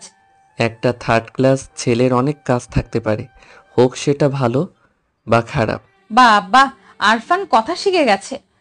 আরফান চলে যেতে লাগলো, তখন ঐশী ওর হাতটা টেনে ধরলো। কিছু কথা আছে, শোন, তারপর আমি চলে যাচ্ছি। কি কথা?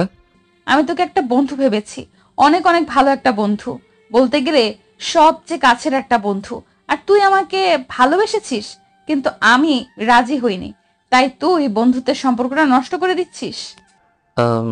আসলে না থাক, আর বলা লাগবে না। আমি কিছু বলি। ভালোবাসার সম্পর্ক তৈরি হয় বন্ধুত্বের সম্পর্কের উপর ভিত্তি করে।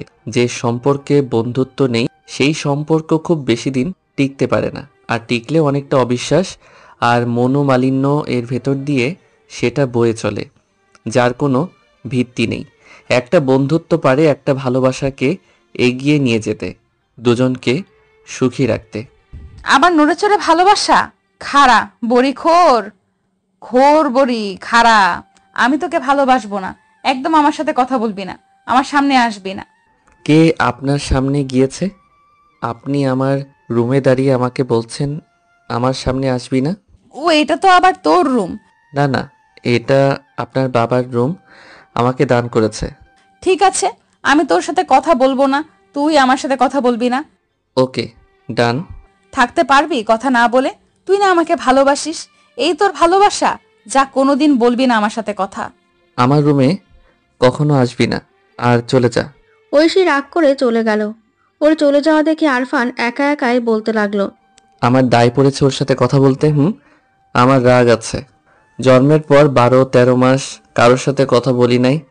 আমি রুমে আবার শুয়ে পড়লাম, আর একটু বাদে কলেজ যাবো। আমি যেমন ভালোবাসছি ঠিক তেমনই কথা না বলে থাকবো। আমার ইগো যে কতটা খারাপ হয়তো ঐশী জানে না। আরফান কিছুক্ষণ পর কলেজ চলে গেল। কলেজ থেকে বাসায় আসলো, এসে খেতে লাগলো। তখন ঐশী আসলো খেতে। ওর পেট ভরে গেছে তাই মিথ্যা রাগ দেখিয়ে আরফান প্লেটে রাগ করে হাত ধুয়ে চলে আসলো। কিন্তু আজব ব্যাপার হলো ঐশী ওর দিকে তাকালো পর্যন্ত না। না তাকাক গে, আরফানের তাতে কি? আরফান রুমে শুয়ে শুয়ে ফেসবুকে গুতোগুতি করছে। বেশ কিছুক্ষণ পর দেখে ঐশী দৌড়ে আসলো, কিন্তু দরজার মুখ পর্যন্ত এসে আবার দৌড়ে চলে গেল। হয়তো ভুলে গেছে যে ওদের ঝগড়া আছে। আরফান বিকালে ছাদে গেল, গিয়ে দেখে ঐশী ছাদে, তাও ছাদ থেকে নেমে আসলো। রাতে খেতে গিয়ে হলো ঝামেলা। আরফানকে খেতে ডাকলেন আব্বু, গিয়ে দেখে কোনো চেয়ার খালি নেই। ঐশীর পাশেই একটা চেয়ার খালি। আব্বু বসতে বলল। আব্বু বলেছে অমান্য করার সাধ্য আরফানের নেই, তাই মাথা নিচু করে বসে পড়ল।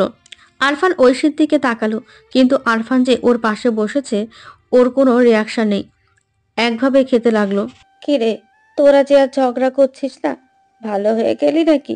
হ্যাঁ, সামনে নেমলে আবার বন্ধুত্ব, হয়তো বড় সড়ো কোনো মারপিট করবে তার জন্য প্রস্তুতি নিচ্ছে। আরফান কোনো কথা না বলে খেয়ে চলে আসলো। রুমে শুয়ে আছে, একটু একটু কষ্ট হচ্ছে। ঐশী কত দুষ্টুমি করতো, কিন্তু এখন কথা বলে না, খারাপ লাগে। তবুও কিছু করার নেই, কপালে যা আছে।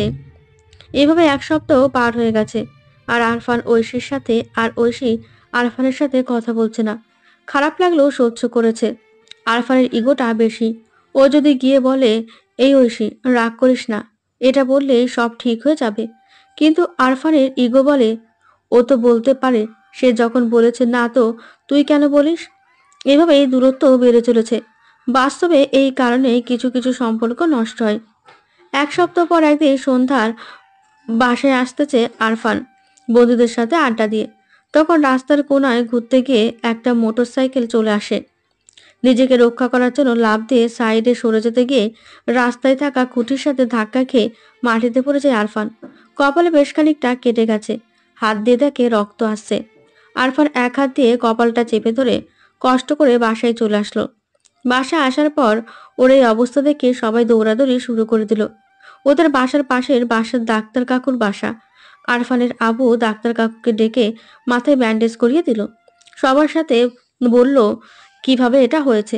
সবাই আরফানের পাশে বসে আছে, গায়ে মাথায় হাত বুলিয়ে দিচ্ছে। দাদি তো কান্না করছে। আরফানের আম্মু বকা দিল, যেতে নিষেধ করি তবুও শুনবে না, কে যে আমার কথা শুনবে। কিন্তু আজব তার ভাবনার বিষয় হলো ঐশী আরফানের পাশে আসেনি। ও অন্য পাশে একটা চেয়ারে বসে বসে আপন মনে ফোন টেপে। এত স্বার্থপর মেয়ে যে একটু তাকালো পর্যন্ত না আরফানের দিকে। ওর মাথায় যে এতখানি কেটে গেল, এসে দেখলেও না। এতটা পাষাণ মাথায় লাগছে তো তাই মাথা ব্যথা করছে। আরফান বলল মাথা ব্যথা করছে, তাই সবাই তাড়াতাড়ি রুমে শুয়ে দিল।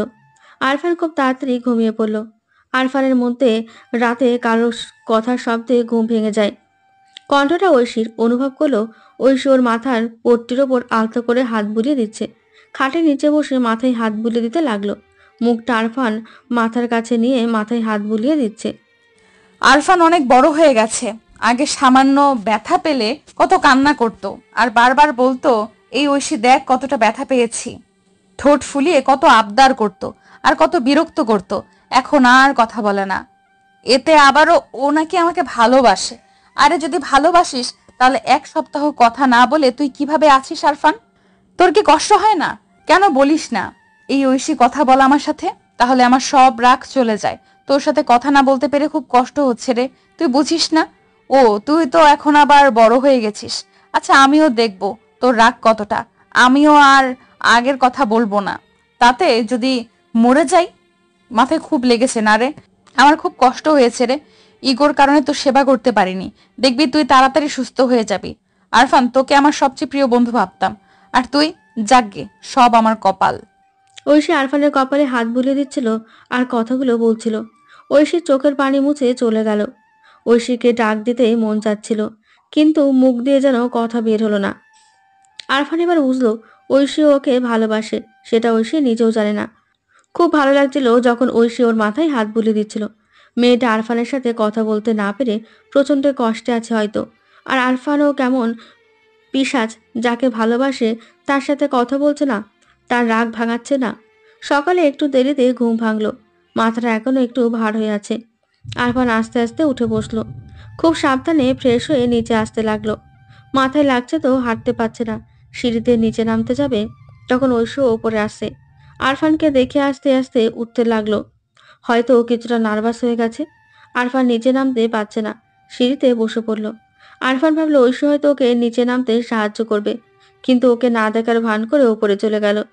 দিয়া এসে আরফানকে ধরে নিচে নিয়ে গেল। অবাক করা বিষয়, ঐশী আরফানের দিকে তাকালো পর্যন্ত না, কিন্তু রাতে গিয়ে ওভাবে মাথায় হাত বুলিয়ে দিল যে কেন? আরফান খেয়ে দিয়ে আবার দিয়ার সাহায্য নিয়ে রুমে চলে গেল। ও রুমে গিয়ে শুয়ে আছে। তবে ভাবনার বিষয় হলো এটা যে ওর রুমটা তো অগোছালো ছিল। পরিষ্কার করে সুন্দরভাবে কে গুছিয়ে দিল? আরফানের আম্মু দেবে? না তো, ওর আম্মু তো ওকে খাইয়ে দিয়েছিল। কে করতে পারে? তখনই আরফানের মনে একটা নাম আসলো। ঐশী। ঐশী শুধু উপরে ছিল। আরফান শুয়ে আছে, ঘুমায়নি, তবে চোখ বন্ধ করে আছে। খেয়াল করলো কেউ যেন ওর দরজার পাশে দাঁড়িয়ে আছে। দরজার পর্দা দেওয়া, সেই পর্দার আড়ালে লুকিয়ে লুকিয়ে ওকে দেখছে। আরফান আন্দাজে নিশ্চিত হলো এটা আর কেউই না, ঐশী। একবার কি ডাক দেবে, কি ভেবে আর ডাক দিল না। আরফান শুয়ে আছে, তখন দাদি ওর রুমে আসলো। কি হয়েছে দাদি? কেমন লাগছে এখন দাদু ভাই? বেশ, আগের থেকে অনেক সুস্থ লাগছে। তোমার সাথে আমার কিছু কথা আছে দাদু। দাদি বলো। তা তো আর ঐশীর মধ্যে কি কোনো ঝগড়া হয়েছে? কই? না তো, কিছু একটা তো হয়েছে। তা না হলে ঐশী আর তোর সাথে কথা বলছে না, আর তুই তো ঐশীর সাথে কথা বলছিস না। না না না, তেমন কিছু হয়নি। আমার কাছে লুকাস না, সত্যি করে বল। সত্যি বলছি, তেমন কিছু হয়নি। আচ্ছা, তুই কি ঐশীকে ভালোবাসিস? সত্যি করে বলবি, আমার দিকে তাকিয়ে বল। দাদি ছাড়ো তো সব কথা। আমার সাথে বল দাদু ভাই, আমি তোর লাইন ক্লিয়ার করে দিতে পারি। কি ক্লিয়ার করে দেবে দাদু? তোদের বিয়ে দিয়ে দেব। না না, এসব করতে যেও না। ঐশী বিদেশ থেকে আসছে, আমার মতো ছেলেকে বিয়ে করবে কখনো? তুই রাজি কিনা বল, ওরে আমি রাজি করাবো। না দাদি, আমি ওর যোগ্য না। ঐশীকে তোর পছন্দ হয় কিনা বল। না, হয় না। আমি ঐশীকে পছন্দ করি না আর ভালোবাসি না। দাদি হাসতে হাসতে চলে গেল। আরফান কি এমন বলল? ওর তো ইচ্ছে করে ঐশীর আপন জন হতে, কিন্তু ইচ্ছা করলে কি আপনজন হওয়া যায়? এভাবে শুয়ে শুয়ে বোর হচ্ছে আরফান। বেশ কিছুক্ষণ পর দুপুরে দিয়া ওকে নিচে নিয়ে গেল খাওয়ার জন্য। আরফান চেয়ারে বসে আছে। ডান পাশে আব্বু এসে বসলো, আর অন্য পাশে ঐশী। কারোর দিকে তাকাতে পারছে না আরফান। প্লেটের দিকে তাকিয়েই খেতে লাগলো। খুব দ্রুত খেয়ে উঠে যেতে লাগলো। তখন ওর আব্বু বলে উঠলো, আরফান বসো, কিছু কথা আছে। আরফান মাথা নিচু করে সম্মতি দিয়ে বসে পড়ল। সবার খাওয়া শেষ। আমরা একটা বড় সিদ্ধান্ত নিয়েছি, আর আশা করি সবাই সেই সিদ্ধান্তটা পছন্দ করবে। কি সিদ্ধান্ত? অনু, তুই বল। না ভাইয়া, তুমি বলো। আরফান, আমি জানি তুমি আমার কোনো কথা আজ পর্যন্ত অমান্য করনি, আর এটাও করবে না। আমি সব কথা শুনবো আব্বু। কি কথা? তোমার বিয়ে ঠিক করেছি, তোমার মন আছে তো? আরফান কথাটা শুনে শক খেল। ঐশী ওর দিকে তাকিয়ে পড়ল। আজকে চাহনিতে মায়া আছে। আরফান মেয়েদের মতো মাথা নেড়ে সম্মতি দিল। মেয়েকে না জেনেই মত করে দিয়েছো? আব্বু যা দেবে তাই আমি মাথা পেতে নেব। আমার মেয়ে দেখার দরকার নেই। মেয়েকে বলো তো। কে? তুমি নিজেই দেখে নাও, তোমার পাশে বসে আছে। আরফান সাথে সাথে ঐশীর দিকে তাকিয়ে পড়ল। ঐশী রেগে গেল। একটু আগে যে চোখে মায়া ছিল, এখন সেই চোখে রাগ। আব্বু, আসলে এর বিয়েটা খুব তাড়াতাড়ি হবে এবং অনেক ধুমধাম করে দেওয়া হবে। যাক, তাহলে বাইরের ছেলেদের আর আনতে হলো না। আমাদেরও আর অন্য কাউকে বৌমা বানাতে হলো না। আমাদেরই মেয়েই আমার বৌমা। তোরা দুজন আলাদাভাবে কথা বলে নিজেদের মধ্যে মিলঝিল করে নে, আর একটু প্রেম টেম। কি যা তা বলছো দাদি? ঐশী, আরফানকে ধরে উপরে নিয়ে যাও, ওর মাথায় ধাক্কা লাগে না যেন। না, আমি একাই যেতে পারবো। ঐশী, ওরে ধরে নিয়ে যাও, এখনো ভালো করে হাঁটতে পারছে না। সবার জোরাজুরিতে ঐশী আরফানের হাত ধরে উপরে নিয়ে গেল। সিঁড়িতে ঐশী ওর হাতটা ধরে সুন্দরভাবে ধরে নিয়ে গেল। কত সুন্দরভাবে ধরেছে। আরফান ওপরে একটা চেয়ারে বসে পড়ল। এভাবে প্রায় 30 মিনিট বসে রইল, কিন্তু কেউ কারোর সাথে কথা বলল না। ঐশী অন্যদিকে একটা বেঞ্চ নিয়ে বসে রইল। দুজনকে কথা বলার জন্য পাঠিয়েছে, কিন্তু কেউ কারোর মুগ্ধ দেখছে না। আরফান ভাবলো ও ছেলে, ও আগে কেন কথা বলবে। আরফান আস্তে আস্তে রুমে গিয়ে শুয়ে পড়লো। খানিকক্ষণ পর দিয়া আসলো। দিয়া আরফানের রুমে এসে অবাক। ভাইয়া, সবাই তোদের কথা বলার জন্য নিচ থেকে উপরে পাঠালো, আর তুই এখানে শুয়ে আছিস? ওর সাথে আমার কথা বলার ইচ্ছা নেই। ঐশী তোর বউ হবে, আর বউয়ের সাথে কথা বলে ইচ্ছে নাই? আজব তো। তুই যা তো, ঘুমাতে দে। দাঁড়া, যাচ্ছি। দিয়া চলে গেল। আরফান দরজার বিপরীতে মুখ দিয়ে শুয়ে আছে। আচমকা শব্দ হলো। দেখলো ঐশীকে জোর করে ধরে নিয়ে আসছে দিয়া। আরফান রুমে ঐশীকে পাঠিয়ে দিয়ে দরজা বন্ধ করে দিল বাইরে থেকে। এই দরজা বন্ধ করলি কেন? তোরা কথা বলে সব রাগারাগি মিটিয়ে নেওয়া পর আমি দরজা খুলবো। দিয়া চলে গেল। আর আরফান মনে মনে বলে, আমি কেন আগে কথা বলবো? ও আগে কথা বলতে পারে না? আগে ওই কথা বললে কি মহাভারত অশুদ্ধ হয়ে যাবে? কিন্তু ঐশী তো কথা বলছে না। মেয়েটা হয়তো কষ্ট পেয়ে আছে, তাই কথা বলছে না। আরফান আগে কথা বলতে চাইলো। চোখ বন্ধ করে ঐশীকে ডাক দিল। ঐশী, তোর এই বিয়েতে মত আছে তো? তোকে আমি বিয়ে করতে পারবো না। কেন? তোকে আমি অপছন্দ করি, তাই তোর সাথে থাকতে পারবো না। এই বিয়ে তুই আটকা। আমি পারবো না। আমি যে আব্বুর কথা অমান্য করতে পারবো না। আমিও তোকে বিয়ে করতে পারবো না। ঐশী দেখ, এই বিয়েটা করে নে। দেখ, তোর আব্বু আম্মু, আমার পরিবার সবাই অনেক অনেক খুশি হয়েছে। তাদের জন্য বিয়েটা কর। তাদের জন্য আমি তো আমার লাইফটা শেষ করতে পারবো না। আমার সাথে থাকলে তোর লাইফ শেষ হবে না ঐশী। আমি গুছিয়ে দেব তোর লাইফ। আমি কিচ্ছু জানি না, তুই এই বিয়ে আটকা। আমি এই বিয়ে করতে চাই না। আমি বেঁচে থেকে আটকাতে পারবো না। মরে গেলে তাই আটকানো যাবে, কারণ আমি আব্বুর অবাধ্য হব না। ওরে আমার আব্বুর বাধ্য ছেলে রে। মামা যদি তোকে বিষ খেতে বলে তাহলে কি তুই বিষ খাবি? আব্বু যদি বলে তাহলে আমি সাথে সাথে বিষ খেয়ে নেব। এক মুহূর্তের জন্য বিলম্ব করব না। ওসব কথা ছাড়, বল এই বিয়ে কিভাবে আটকাবি? আমার কোনো উপায় নেই, আর আমি তোমাকে ভালোবাসি, তোমাকে বিয়ে করতে চাই। তুমি যদি বিয়ে করতে না চাও তাহলে তুমি আটকাও। আমি আমার আম্মুর কথার অবাধ্য হব না। অবাধ্য যদি না হও তাহলে বিয়ে করে নাও। তোকে বিরক্ত লাগে, তুই কিছু বুঝিস না। কি বুঝি না? যদি কোনো উপায় না থাকে তাহলে বিয়ে করব, তারপর আবার সিঙ্গাপুর চলে যাব। কেউ আর আটকাতে পারবে না। তাহলে বিয়ে করবে? এত লাফালাফি করতে হবে না। বিয়ে করছি তার মানে এই নয় যে আমি তোর বউ। যদি তুমি আমার ভাগ্যে থাকো তাহলে কেউ আটকাতে পারবে না আমার বউ হওয়া থেকে। আর যদি আমার ভাগ্যে না থাকো তাহলে তুমি চাইলেও থাকতে পারবে না। শোন, বিয়েতে রাজি হয়েছি তাই বলে ভাবিস না আমি তোর সাথে সারা জীবন থাকবো। সামনের মাসে টিকিট কেটে সোজা সিঙ্গাপুর। সামনে মাস? তার মানে এখনো 20 দিন বাকি। কি? এই 20 দিনে তুই কি করবি? শুধু তোমাকে দেখব, তারপর? বিয়ে করছি, কিন্তু তুই যদি উল্টোপাল্টা কিছু করিস তাহলে মেরে নকডাউন করে দেব। আচ্ছা, একটা কথা বলবে? কি কথা? আমাকে তুমি ভালোবাসো? শেষবারের মতো জিজ্ঞেস করছি, আর কোনোদিন জিজ্ঞেস করব না। যদি বলি বাসি না? তাহলে আর বিরক্ত করব না। যদি ভালোবাসতাম তাহলে কি বিরক্ত করতিস? না, আরো ভালোবাসতাম। সারা জীবন আগলে রাখতাম, রানীর মতো করে রাখতাম। দরকার নেই তোর ভালোবাসার। দরজা খুলতে বল, আমি বাইরে যাব। তোর সাথে থাকতে আমার দম বন্ধ হয়ে যাচ্ছে। আরফান গিয়ে দরজাটা ধাক্কা দিতে লাগলো আর দিয়াকে ডাকতে লাগলো। চিৎকার করার ফলে মাথায় আবার যন্ত্রণা শুরু হলো। মাথাটা ঘুরছে। সোজা হয়ে দাঁড়াতে পারছে না আরফান। দরজাটা ধরে দাঁড়ালো ও। ঐশীর সাথে কথা বলতে গিয়ে মাথায় চাপ পড়েছিল। অনুভব করলো কপাল বেয়ে গরম কিছু আসছে। হাত দিয়ে তাকে রক্ত আসছে। আরফান হাত দিয়ে রক্ত মুছে ফেলার চেষ্টা করলো, কিন্তু সারা মুখে লেগে গেল। আরফান আস্তে করে দরজার পাশে বসে পড়লো। হঠাৎ বসে পড়তে গিয়ে ঐশী ওর পাশে চলে আসলো। আরফানের মুখে কপাল থেকে বেয়ে আসা রক্ত দেখে ঐশী রীতিমতো ঘাবড়ে গেল। এই কি হয়েছে কি তোর? মাথায় আবার রক্ত আসছে কেন? জানি না। ওই ব্যান্ডেজ করে দিচ্ছি, রক্ত পড়ছে তো। লাগবে না। ওঠ বলছি। ঐশী তাড়াতাড়ি আরফানকে তুলে খাটে হেলান দিয়ে বসিয়ে দিল। ওর মুখের রক্ত ঐশী নিজের ওড়না দিয়ে মুছে দিতে লাগলো। পাগলের মতো লাফালাফি করছে।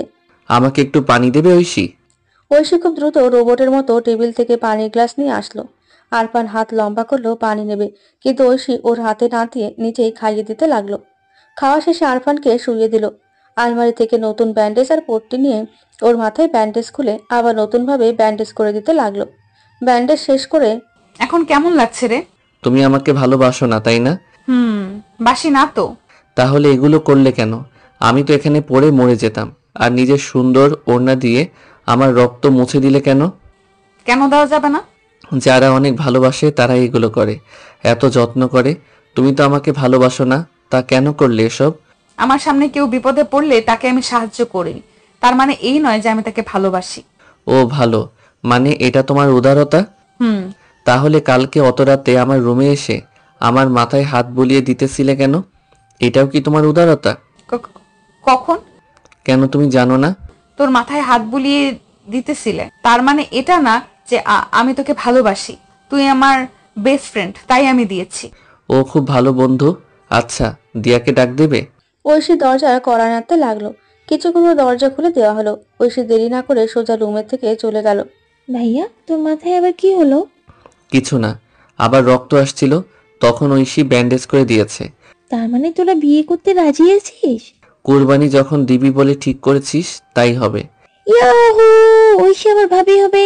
দাদি, ওরা রাজি আছে। আরে আমার কথাটা শোন। দিয়া দৌড়ে নিচে গেল। আরফান খাটে হেলান দিয়ে বসলো আর ভাবলো, আচ্ছা, ঐশীর মনের মধ্যে কি আছে? ও কি আমাকে সত্যিই ভালোবাসে? ঐশীর ব্যবহার দেখে মনে হয় ঐশী আমাকে প্রচুর ভালোবাসে, কিন্তু ওর কথাই তা সম্পূর্ণ মিথ্যা প্রমাণিত করে দেয়। আমাকে যা তা বলে অপমান করে। মেয়েদের মন এত জটিল। যাক, বিয়েটা একবার করতে পারলে আমি আর ঐশীকে যেতে দেব না। যে কোনো উপায়ে ঐশীকে নিজের করে নেব, আর কখনো কষ্ট পেতে দেব না। কিছুক্ষণ পর আরফানের আম্মু এসে ভাত খাইয়ে দিয়ে ওষুধ খাইয়ে চলে গেল। আরফান শুয়ে পড়ল। তখনকার কথাটা মনে পড়ল। ঐশী কত সুন্দর করে ওর মুখ থেকে নিজেকে ওড়না দিয়ে রক্ত মুছে দিচ্ছিল। মনে হচ্ছিল আরফানের বিয়ে করাবো। ঐশীর কথা চিন্তা করতে করতে ঘুমিয়ে পড়ল আরফান। সন্ধ্যার কিছুক্ষণ আগে ওর ঘুম ভেঙে গেল। এখন মাথাটা একটু হালকা লাগছে। আরফান আস্তে করে রুমের বাইরে গেল। সবাই নিচে বসে বসে আড্ডা দিচ্ছে। টপিক হলো ওদের বিয়ে নিয়ে, বিয়ের আয়োজন কতটা বড় উৎসব করা হবে ইত্যাদি ইত্যাদি। আরফান আস্তে করে নিচে গেল। এই, আমাদের কাউকে ডাকলি না কেন? একা একা আসলি কেন? মাথায় আবার ধাক্কা লাগবে তো। না আম্মু, আর সমস্যা হবে না। মাথায় আর তেমন ব্যথা নেই, তাছাড়া ভালোভাবে ব্যান্ডেজ করা হয়েছে। হ্যাঁ, এবার যে ঐশী ব্যান্ডেজ করেছে এবার তো সেরেই যাবে। চুপ, বেশি কথা বলবি না। আয় এসে বস। আরফান গিয়ে আম্মুর পাশে বসতে যাবে, তখন ওর আম্মু আবারও বলে ওঠে, এখানে না, বৌমার পাশে গিয়ে বস, দেখি দুজনে কেমন লাগছে। না আম্মু, আমি এখানে বসবো। যা বললাম তাই কর। আরফানেরও তো ইচ্ছে করছিল ঐশীর পাশে বসতে। যাই হোক, গিয়ে বসলো। জায়গা অল্প, আরফানের গায়ের সাথে ঐশীর গা লেগে আছে। বাহ, কত সুন্দর লাগছে তোদের দুজনকেই। দাদি, তুমি বসো, তাহলে আরো সুন্দর লাগবে। তুমি যদি 70+ না হতে তাহলে তোমাকে বিয়ে করতাম। তাই নাকি? তা এখন কর। না দাদি, তোমার টিকিট কাটা হয়েছে জানি না কবে ফুটে যাও, আর একবার ফসকে গেলে আমি যে নিজেকে বাঁচাতে পারবো না। তোর মুখ পোড়া। ঐশী কোনো কথা বলছে না, ও একদম চুপ করে আছে। এভাবে অনেকক্ষণ আড্ডা দিল ওরা সবাই মিলে। পরিবারের সকলের সাথে বসে আড্ডা দেওয়ার মতো মজা আর নেই। রাতে খেয়ে দিয়ে উপরে গেল আরফান। রুমে যাবে তখনই খেয়াল করলো ছাদের দরজা খোলা। রাতে ছাদে কে যেতে পারে ভেবে আরফান আস্তে আস্তে ছাদে গেল। গিয়ে দেখে ঐশী ছাদে রেলিং ধরে দাঁড়িয়ে আছে। এই এত রাতে কি করছো বউ? কি বললি? আরেকবার বল। বউ? আমি তোর কোন জন্মের বউ? আর আমাকে এইসব বলে ডাকবি না। আমার নাম ঐশী, নাম ধরে ডাকতে পারলে ডাকিস, না হলে ডাকার দরকার নেই। আরে আর কয়েকটা দিন পর তো তুমি আমার বউ হবে। সেটা মাত্র লোক দেখানো। আমি তোর বউ কোনোদিনই হব না।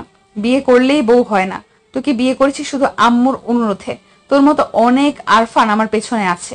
ও, তা অনেক আরফান আছে, কিন্তু আমি নেই, আর আমি তোমার আরফান হতে চাই। লাগবে না তোর মতো কাউকে। আচ্ছা ঠিক আছে, তো তুমি নিচে চলো, অনেক রাত হইছে, যাও গিয়ে ঘুমাও। যাচ্ছি, অত বলা লাগবে না। আমার সাথে তুই একদম কথা বলবি না। এই কয়দিন কথা বলিস নাই, খুব শান্তিতেই ছিলাম। কথা না বলে সত্যি কি শান্তিতে ছিলে ঐশী? খুব শান্তিতে ছিলাম, অনেক শান্তি। আমি এতটাই খারাপ যে দূরে থাকলে সবাই ভালো থাকে। আচ্ছা, অনেক রাত হয়েছে, যাও গিয়ে ঘুমাও।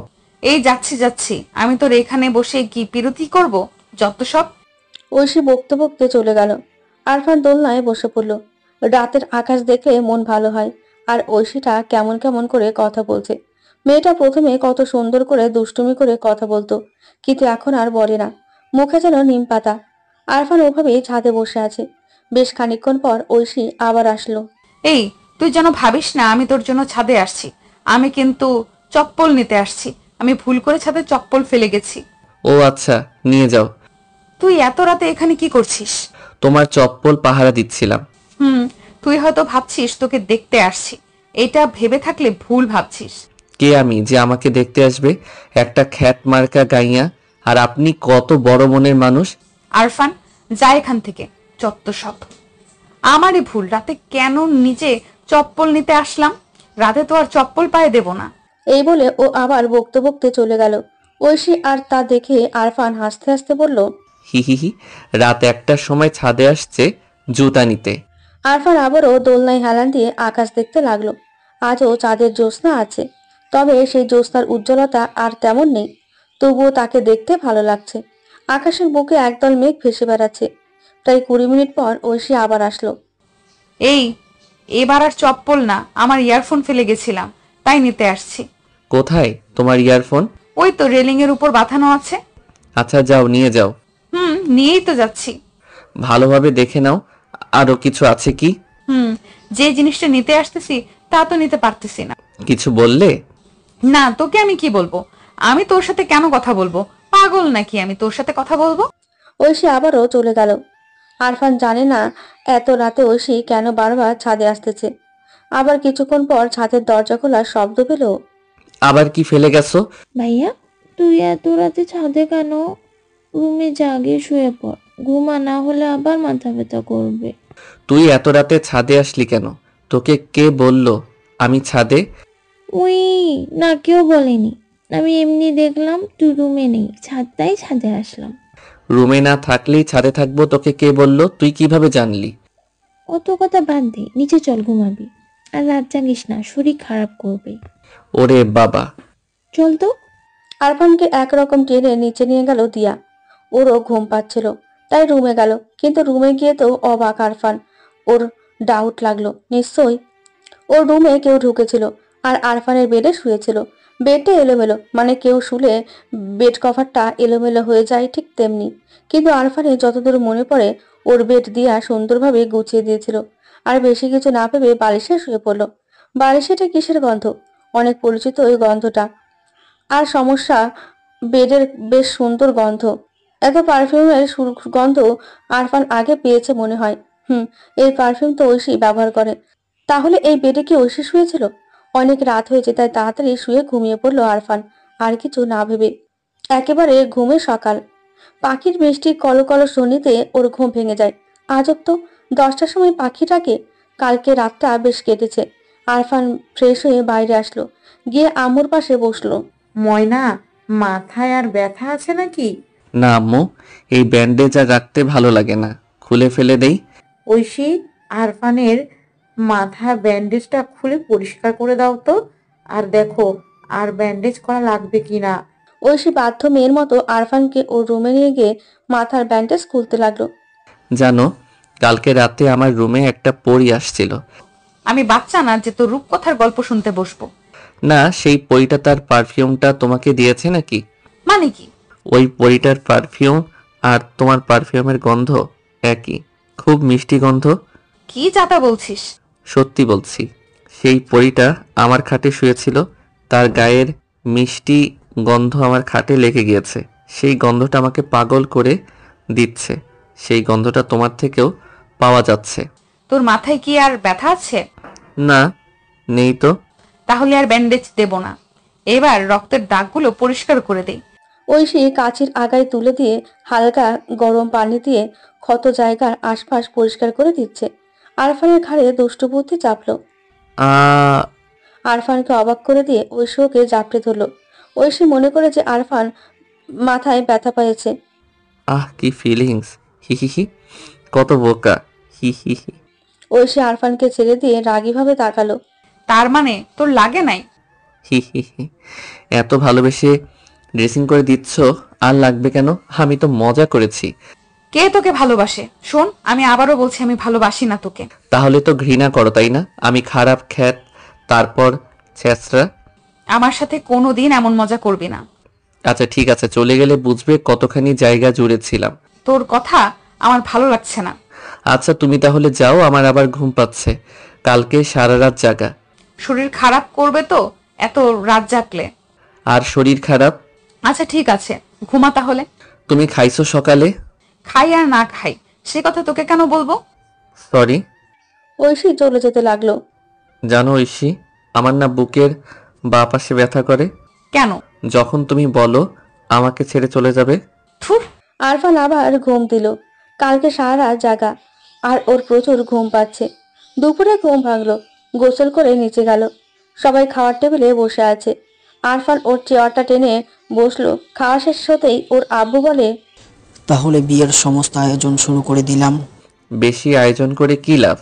আমার ছেলের বিয়ে সারা গ্রাম জানবে, ধুমধাম করে বিয়ে হবে, অনেক হইচই হবে। তোরা আজকে যাবি সমস্ত মেহমানদের নিমন্ত্রণ করতে। তোরা মানে? তুই যাবি, তোর বর যাবে, ঠিক যাবে। আমি যাব না, আমার মাথায় এখনো ব্যথা। মিথ্যা বললাম। আজকে না। আচ্ছা ঠিক আছে, তোর কাকাকে পাঠিয়ে দেব। ফাও কাজে এত টাকা নষ্ট করার কোনো মানে নেই। আরফান কথাটা বলায় ঐশী ওর দিকে আর চোখে তাকালো। আরফান তাড়াতাড়ি রুমে চলে গেল আর বলতে লাগলো, হি হি হি। এত ভয়ঙ্কর ভাবে আমার দিকে তাকায় কেন? আরফান বিকালে রুমের বারান্দায় দাঁড়িয়ে দাঁড়িয়ে ওর বন্ধুদের ইনভাইট করছিল ওর বিয়ের জন্য। পেছন থেকে ঐশী এসে, এই তুই সবাইরে ইনভাইট করছিস, এমন ভাবে মনে হচ্ছে আমি তোর সাথে সারা জীবন সংসার করুম। করবেই তো, আমি জানি আমার ঐশীটা আমার সাথে মজা করছে। সে আমাকেও ভালোবাসে অনেক। তুই ভুল ভাবছিস, তোকে আমি কোন দুঃখে ভালোবাসবো? আচ্ছা একটা কাজ করবে, তাহলে আমি বিশ্বাস করব যে তুমি আমাকে ভালোবাসো না। কি কাজ? আমার মাথায় হাত রাখো। এই আমি কেন তোর মাথায় হাত রাখবো? আমাকে ভালোবাসো না সেটা প্রমাণ করার জন্য হাত রাখো তো। ঐশী আরফানের মাথায় ওর হাত রাখলো। আরফান আবারও বলে, আমি যা বলবো তুমি তাই বলবে না? বল। বলো যে তুমি আমাকে ভালোবাসো না। মিথ্যা বললে আমি সেটে যাবো। সাথে সাথে ঐশী ওর হাত নামিয়ে নিল আরফানের মাথা থেকে। কি হলো, হাত নামিয়ে নিলে কেন? তোর মাথায় ময়লা, আমি আমার হাতে ময়লা লাগাতে চাই না। জীবনে মাথা পরিষ্কার করিস? না করি না। তুমি প্রতিদিন পরিষ্কার করো। তুই যেন একদম আমার সামনে আসবি না। আচ্ছা আমি তোমার সামনে না আসলে তুমি খুশি হবে? খুশি হব। হি হি হি। আমি তো তোমাকে খুশি হয়ে দিব না। এখন থেকে প্রতিদিন জ্বালাবো, তারপর আস্তে আস্তে হারিয়ে যাব। কোথায় যাবি হারিয়ে? তুমি তো চলে যাবে তাই বললাম। হ্যাঁ যাবই তো। আমি কি তোর সাথে থাকবো? থাকবো না আমি তোর সাথে। কেন থাকবো আমি? বিয়ের কয়দিন পর চলে যাবে? জানি না, তবে খুব তাড়াতাড়ি। তোর সাথে থাকার চেয়ে একটা পাগলের সাথে থাকা ভালো। আমাকে তাহলে সেই পাগল বানিয়ে নাও। থুর। সন্ধ্যায় সবাই বসে বসে আড্ডা দিচ্ছে। আরফান কি ঐশীর পাশে বসলো। বাবা একেবারেই বউয়ের পাশে গিয়ে বসছে। চুপ, বেশি কথা বলিস না। তো কত সুন্দর কপাল দেখছিস, বিয়ের আগে বউয়ের পাশে বসেছিস। আগে থেকে জানতে পারছি সম্পর্কটা কয়দিনের। বুঝিয়ে বল, আমি বুঝতে পারলাম না। ওসব কথায় মজা করে, ওর কথা বাদ দাও তো। আরফান রাতে খেয়ে দিয়ে রুমে যাচ্ছে, তখন ঐশী বলে, তুই সবার সাথে কি বলছিস? কই? দিয়ার সাথে কেন বললি যে সম্পর্কটা কতদিনের? মিথ্যা বলছি নাকি? না না, একদম সত্য কথাই বলেছিস। তুই এসব কথা বলে বোঝাতে চাস তুই কত মহান।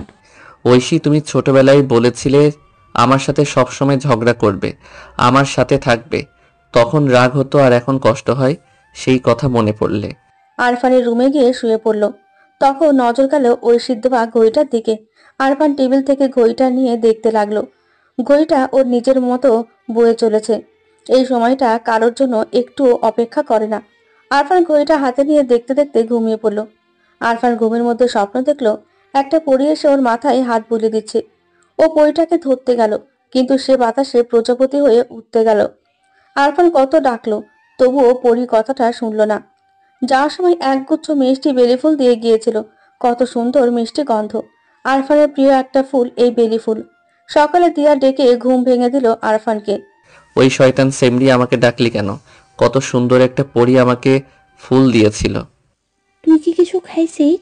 কি ভুলভাল বলছিস? পরি আসবে কোথা থেকে? আর পরি কি ধাঁধা পড়েছে যে তোর মতো একটা অসুরকে ফুল দেবে? সত্যি ফুল দিয়েছে। কোথায় তোর সেই ফুল, দেখা আমায়। আরফান বালিশের নিচে হাত দিল। সত্যি সেখানে ফুল আছে। সেই বেলি ফুল। ফুল দেখে দিয়া দাঁত খিচিয়ে বলল, মেরে পিছন গরম করে দেব। ফুল তোকে পুরি দিয়েছে? হ্যাঁ সত্যি বলছি, কাল রাতে দিয়েছে। ফুল তো ওই। এই ফুল তো কি কি? কিছু না দিয়া, তুই বোকা। আরফান ফুলগুলোকে আয়নার সামনে সাজিয়ে রাখলো। আরফান হাতের দিকে তাকিয়ে দেখে ওর হাতে ঘড়ি নিজেই কি পড়েছিল নাকি ভাবতে লাগলো। ও তো ঘড়িটা পাশে নিয়ে শুয়ে পড়েছিল। তাহলে আরফান উঠে ফ্রেশ হয়ে নিচে যেতে গিয়ে ঐশীর রুমে নজর গেল। ঐশীটা কি করছে গিয়ে দেখে আসতে চাইলো। আস্তে আস্তে গিয়ে দেখে ঐশী ল্যাপটপ নিয়ে ঘাটাঘাটি করছে। তাকিয়ে তো আরফান অবাক। এ কি, ল্যাপটপের স্ক্রিনে ওর ছবি কেন? ঐশী একে একে ছবিগুলো দেখছে। ঐশী আরফানকে দেখতে পেয়ে তাড়াতাড়ি ল্যাপটপ অফ করে দিল। কিছুটা ঘাবড়েও গেল। তুই আমার রুমে কি করছিস? কেন আসলি আমার রুমে? একটা মেয়ের রুমে ঢুকতে গেলে নক করতে হয়, এটা তুই জানিস না? এইটুকুন কাণ্ডব জ্ঞান তোর হয়নি? এত বেয়াদব কেন? লুচ্চামি করতে আসছিস? তোমার ট্যাবে আমার ফটো কেন? ও, তুই তো ভাবছিস তোকে বিয়ে করব বলে তোর ছবির দিকে তাকিয়ে তোকে দেখছি। যদি এটা ভেবে থাকিস তাহলে ভুল। আমি তোকে কেন দেখতে যাব? আমার বান্দর দেখতে ভালো লাগে না।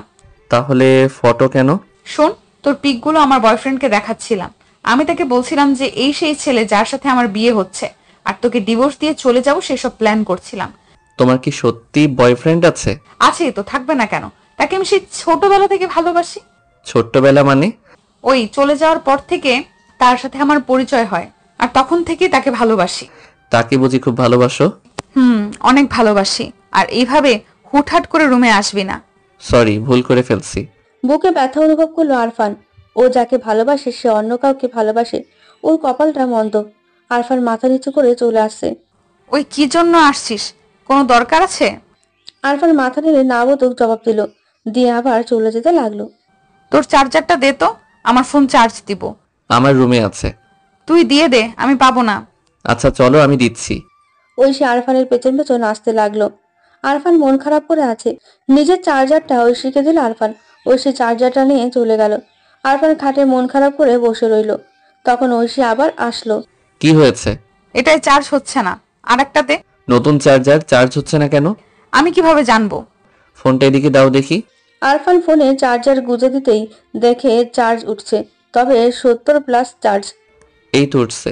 এখানে উঠছে, আমার ওই রুমে উঠছে না। থাক, এখানেই উঠুক। ঐশী কি আরফানের খাটে ওর ফোনের পাশে বসলো আর বলতে লাগলো, এখানে বসেছি তাই বলে তুই ভাবিস না যে আমি তোর জন্য বসেছি। বসে বসে ফোনে চার্জ দিচ্ছি। কে আমি যে আমার জন্য বসবে? তাই তো, তুই কে? ঐশী আরফানের রুমে বসেছে তাই ও চলে আসলো। বসে কি করবে? ঐশী তো অন্য কাউকে ভালোবাসে। কিছুক্ষণ পর ঐশী রুম থেকে চলে গেল। দেখতে দেখতে বিয়ের দিন চলে এলো। অবশেষে আজ আরফান ঐশীর বিয়ে। সবাই কত আনন্দ করছে। অনেক আনন্দ আর উল্লাসের মধ্যে দিয়ে বিয়ে হয়ে গেছে। সবাই দল বেঁধে আসছে বিয়ের কোণে দেখতে। 9টার দিকে ঐশীকে বাসর ঘরে স্থানান্তর করা হলো। আর আরফান বসে আছে সকলের সাথে। সবাই কত মজা করছে। চাচাতো ভাবিরা বলছে আজকে দেবর আমার বিড়াল মারবে ইত্যাদি, আরো কত মজা করছে। কিন্তু আরফানের ভেতরটা পুড়ে যাচ্ছে। সবার কাছে এই দিনটা আনন্দের হলেও ওর কাছে কষ্টের। এক একটা সেকেন্ড গেলেই বুকের ভেতর কেঁপে কেঁপে উঠছে। আরফান যেন ঐশীকে হারাতে বসেছে, কারণ ঐশী তো বিয়ের পরে চলে যাবে। আর আজকে তো বিয়ে হলো। সবাই কত মজা করছে। সবাইকে খুশি রাখার জন্য আর কাউকে সত্যি ঘটনা না জানানোর জন্য আরফান মুখটায় একটা মিথ্যে হাসি নিয়ে আসছে। তা দেবরজি, রাত তো অনেক হলো, যাও গিয়ে কাজ শুরু করে দাও, বিড়ালটা মেরো। দূর, বাজে কথা বলো কেন? বাজে হলেও তো এটা আজকে করতে হবে। আরফানকে প্রায় 12টার দিকে রুমে পাঠিয়ে দেওয়া হলো। রুমটা কত সুন্দর করে সাজানো, কত ফুল, সারা রুমটা ফুলের গন্ধে ভরে গেছে। কোনো ইলেকট্রনিক লাইট নেই, মোমবাতিতে রুমটা আলোকিত হয়েছে। কিন্তু এগুলো সব আবেগের বশে, কারণ আরফান রুমে গেলেই ঐশী ওকে অপমান করবে, কত বড় বড় কথা শোনাবে। আরফান ভয়ে ভয়ে এগিয়ে গেল। ঐশী খাটের ওপর বসে আছে। বাসর রাত, এই দিনটা নিয়ে সবার কত স্বপ্ন থাকে। সবাই এই বয়ঃসন্ধি কাল থেকে বাসর রাতের স্বপ্ন দেখে। আর আরফানও সবার মতো দেখেছে, কিন্তু এখনই অপমান শুনতে হবে। আর অপমানটা যে করবে, আরফান তাকে ভালোবাসে, কিন্তু সে নাকি অন্য কাউকে ভালোবাসে। আরফান ভীত হয়ে এক পা করে এগিয়ে গেল। আজ একটা মধুর রাত। আরফান চায় না কোনো ঝামেলা হোক, তাই ও একটা বালিশ নিয়ে সোফায় শুতে যাচ্ছে। এই বালিশ নিয়ে কই যাও? কেন সোফায়? কেন খাটনি? খাটে তো আপনি আছেন। তো কি হয়েছে, খাটে আসো। না থাক, আপনি খাটে থাকুন, আবার অপমান করবেন নাকি? এই বলে আরফান সোফায় শুয়ে পড়ল। তোকে বললাম খাটে এসে শুতে। আরফান উঠে গিয়ে খাটে বসলো। এখানে শুয়ে পড়। কেন? বেশি কথা না বলে যা বলছি তাই কর। আচ্ছা। আরফান বালিশটা নিয়ে একদম খাটে গা ঘেঁষে শুয়ে পড়ল। ঐশী ওর থেকে 2 ফিট দূরে। বল, অবশেষে বিয়েটা হয়েই গেল। কত স্বপ্ন ছিল, সব মিশে গেলি প্রকৃতির নীল লিনিমায়। আমি তো খুব তাড়াতাড়ি চলে যাব। কবে যাবে? পিয়ালকে বলেছি, সে পাসপোর্ট তৈরি করে দেবে। পিয়ালকে? কে আবার? আমার বয়ফ্রেন্ড, আমার কলিজা, যাকে আমি অনেক ভালোবাসি। ও। নতুন করে মেয়ে দেখ বিয়ে করার জন্য। হার বিয়ে, বিয়ে মানুষের একবার হয়, আর আমারও একবার হয়েছে। কেন, আমি চলে গেলে কি তুই এইভাবেই সিঙ্গেল থাকবি? কে বলল আমি সিঙ্গেল? আমার তো একটা তুমি আছো, যদিও সাথে নেই তবুও মনে আছো, আর সব সময় থাকবে। আমি কি তোর মনে আছি? আছোই তো, আর সারা জীবনই থাকবে, মৃত্যুর আগ পর্যন্ত। আচ্ছা, আমি তো তোকে ভালোবাসি নাই, আমার সাথে তোর তো তেমন কোনো স্মৃতি নেই, তো আমি কেন তোর মনে? কে বলল তোমার সাথে আমার স্মৃতি নেই? সব থেকে বেশি স্মৃতি তো তোমার সাথে। মনে করে দেখো সেই ছেলেবেলা, মনে করো সেই রোমাঞ্চকর দিনগুলো। ওগুলো কিভাবে ভুলি বলো? ওগুলো আঁকড়ে ধরেই সারা জীবন পার করে দেব। তাই বুঝি? তুই যেভাবে কথা বলছিস তা রবীন্দ্রনাথ ঠাকুর হয়ে যাবে। আচ্ছা, বেশি কথা না বলে চুপচাপ ঘুমা। আচ্ছা, তুমি তো তোমার সেই ভালোবাসার মানুষের সাথে চলে যাবে, তার সাথে সুখে সংসার করবে। আমার কথা কি তোমার মনে থাকবে? কয়েক বছর পর পর দেখতে এসো, হয়তো আসবে না, কারণ আমি তো তোমার লাইফটা হেল করে দিয়েছি। চলে গেলে তো বেঁচে যাও, তবে হঠাৎ একদিন এসেই চমকে যাবে। তোমার একাকিত্ব আমাকে হাসতে শেখাবে। আমি সবার সাথে থাকবো, কিন্তু সবাই নিশ্চুপ থাকবো, কেউ কারোর সাথে কথা বলবো না। কোথায় থাকবি? কোনো এক কবরস্থানে হাজারো লাশের ভিড়ে। গাঞ্জা টানছোস, চুপচাপ ঘুমা, বেশি কথা না বলে। সারাদিন প্রচুর ধকল গেছে। আরফান চোখ বন্ধ করে ঘুমোতে চেষ্টা করলো, কিন্তু ঘুম যে আসতে চাইছে না। কিভাবে আসবে ঘুম? যাকে ভালোবাসে সেই তো ওর থেকে দূরে চলে যাবে। একই খাটে শুয়ে আছে, তবুও কত ব্যবধান। কথাগুলো ভাবতে ভাবতে ঘুমিয়ে পড়লো আরফান। সকালে অপ্রকাশিতভাবে ওর ঘুম ভেঙে গেল। ঘুম ভেঙে দেখে আরফান ঐশীর ওপর শুয়ে রয়েছে, ঐশীকে 2 হাত দিয়ে জড়িয়ে। ঐশী ওর দিকে তাকিয়ে আছে, রেগে আছে মনে হয়। আরফান তাড়াতাড়ি ঐশীকে ছেড়ে দিল। Sorry sorry, I am extremely sorry. আসলে আমি না বুঝে। ছাড়লি কেন? সারা রাত তো শান্তিতে ঘুমাতে দেস নাই। কালকে রাগে তো খুব করে একদম খাটের এক পাশে ছিলি, দেখাচ্ছিলি যে তুই কত চরিত্রবান। তো রাতে আমার সাইডে এসে আমার সাথে লুচ্চামি করতে চাইছিলি, লুচো ছিলে কোথাকার। আমি হয়তো ঘুমের মধ্যে করেছি, কিন্তু বিশ্বাস করো আমি জেগে থাকলে তোমার দিকে তাকাতাম পর্যন্ত না, তাই তো আমি সোফায় থাকতে চাইছিলাম। আমারে ভুল, খাল কেটে আমি কুমির নিয়ে আসছি, সেই জন্য আর কিছু বলতে পারছি না। প্লিজ কিছু মনে করো না, আমি না জেনে এমনটা করেছি। লুচ্চামি করে আবার ক্ষমা চাস? আমি সত্যি বলছি, আমার এতে কোনো হাত নেই। আচ্ছা যা, ঠিক আছে, কি আর বলবো। যাই হোক, যতই হোক, তুই আমার বিয়ে করা স্বামী, যদিও খুব তাড়াতাড়ি চলে যাব। ঐশী চলে গেল ফ্রেশ হতে, আর আরফান ভাবতে থাকে, এটা আমি কি করলাম? আচ্ছা, আমার ঘুম তো খারাপ ছিল না, কিন্তু এ কি হতে গেল? এখন ঐশীর সামনে মাথা নিচু হয়ে গেল। আরফান খাটে মন খারাপ করে বসে রইল, কিন্তু ড্রেসিং টেবিলের আয়নায় চোখ পড়তেই অবাক। আরফান তাড়াতাড়ি আয়নার কাছে গেল। ওর ঠোঁটে লিপস্টিকের দাগ, আর মুখেও আছে। এটা তো কারোর ঠোঁটের দাগ। কেউ কিস করলে যেমন দাগ হয়, ঠোঁটটা লাল হয়ে আছে, বেশ লাল লিপস্টিক। তখন ঐশী বাথরুম থেকে বের হলো। আমার মুখে লিপস্টিকের দাগ কেন? আরফানের কথায় ঐশী আমতা করে বলে, আমি কিভাবে জানবো? তোর মতো লুচ্চা ঠোঁটে লিপস্টিকের ছাপ কিভাবে? তুই কি ভাবছিস আমি সেটা তোর ঠোঁটে, তোর সমস্ত মুখে কিস করেছি? তোকে আমি কোন দুঃখে কিস করতে যাব? তাহলে লিপস্টিক আসলো কোথা থেকে? আমি জানি না, আমার কাছে কেন জিজ্ঞেস করছিস? যা গিয়ে ধুয়ে ফেল, কেমন বাজে দেখাচ্ছে। আজব তো, কিভাবে লাগলো লিপস্টিক আরফানের গালে ঠোঁটে। ও গিয়ে ফ্রেশ হয়ে নিলে। ফ্রেশ হয়ে বাইরে এসে দেখে রুমে সবাই এসেছে। ঐশীর চারপাশে সবাই বসে গল্প শুরু করে দিয়েছে। তাতে বলছি, রাত কেমন কাটলো? বিড়াল মারছো তো? আরফানের ওখানে থাকলো না, ঐশী আছে। আরফান ওর সামনে যেতে লজ্জা পাচ্ছে। বাইরে গিয়ে মেহমানদের আপ্যায়ন করছে। ব্যস্ততার মধ্যে দিয়ে পার হলো আজকের দুপুর। বিকেলবেলাতে আরফান ব্যালকনিতে মন খারাপ করে দাঁড়িয়ে আছে, জানি না কিসের কষ্ট। খুব তাড়াতাড়ি ঐশী চলে যাবে, আর কয়েকটা দিন, তারপর আরফান ঐশীকে হারিয়ে ফেলবে। পেছন থেকে, ওই লুচু, কি ভাবছিস? কিছু না। মিথ্যা বলছিস? মিথ্যা বলিস না, ভালো করেই দেখছি তুই মন খারাপ করে কি চিন্তা করছিলি। কই কিছু না, আমি কেন চিন্তা করতে যাব? আমার সাথে মিথ্যা বলিস? আমি দেখলাম তুই মন খারাপ করে দাঁড়িয়ে আছিস। ধুর, আমি কেন মন খারাপ করতে যাব? আমি তো সব থেকে সুখী মানুষ। ওই লুচু, কি হয়েছে রে? মন খারাপ করে আছিস কেন, বল না আমায়। বললাম তো মন খারাপ করে নেই। দুপুরে খাইছিস? হুম। আবার মিথ্যা কথা। তুই দুপুরে কখন খাইলি? খেয়েছি। মিথ্যা কথা বলিস না। আমি তোকে খেয়াল করেছিলাম, তুই মোটেও খাস নাই। তুই মিথ্যা বললি কেন? খেতে ইচ্ছে করছে না। কেন খেতে ইচ্ছে করছে না? চল এক্ষুনি খেতে হবে। ঐশী জোর করে আরফানকে টেনে নিয়ে গেল খাবারের জন্য। ঐশী নিজে আরফানকে খাবার বেড়ে দিল। খেয়ে নে তাড়াতাড়ি। আমার খেতে ইচ্ছে করছে না, আমি খাবো না। ভালো মুখের পাত্র তুই না, বাজে কথা শুনতে চাস? চুপচাপ খেয়ে নে। আরফানও ক্ষুধা লেগেছিল, তাই খেয়ে নিল। তাড়াতাড়ি খাওয়া শেষ করে ছাদে দাঁড়িয়ে আছে আরফান। ঐশী আবার আসলো। আম্মু নিচে ডাকে। আরফান নিচে গেল। কি হয়েছে? মেহমানরা সবাই চলে যাচ্ছে, যাও গিয়ে বিদায় জানাও। আরফান গিয়ে সকল আমন্ত্রিত অতিথিদের বিদায় দিতে লাগলো। রাত হয়ে গেল।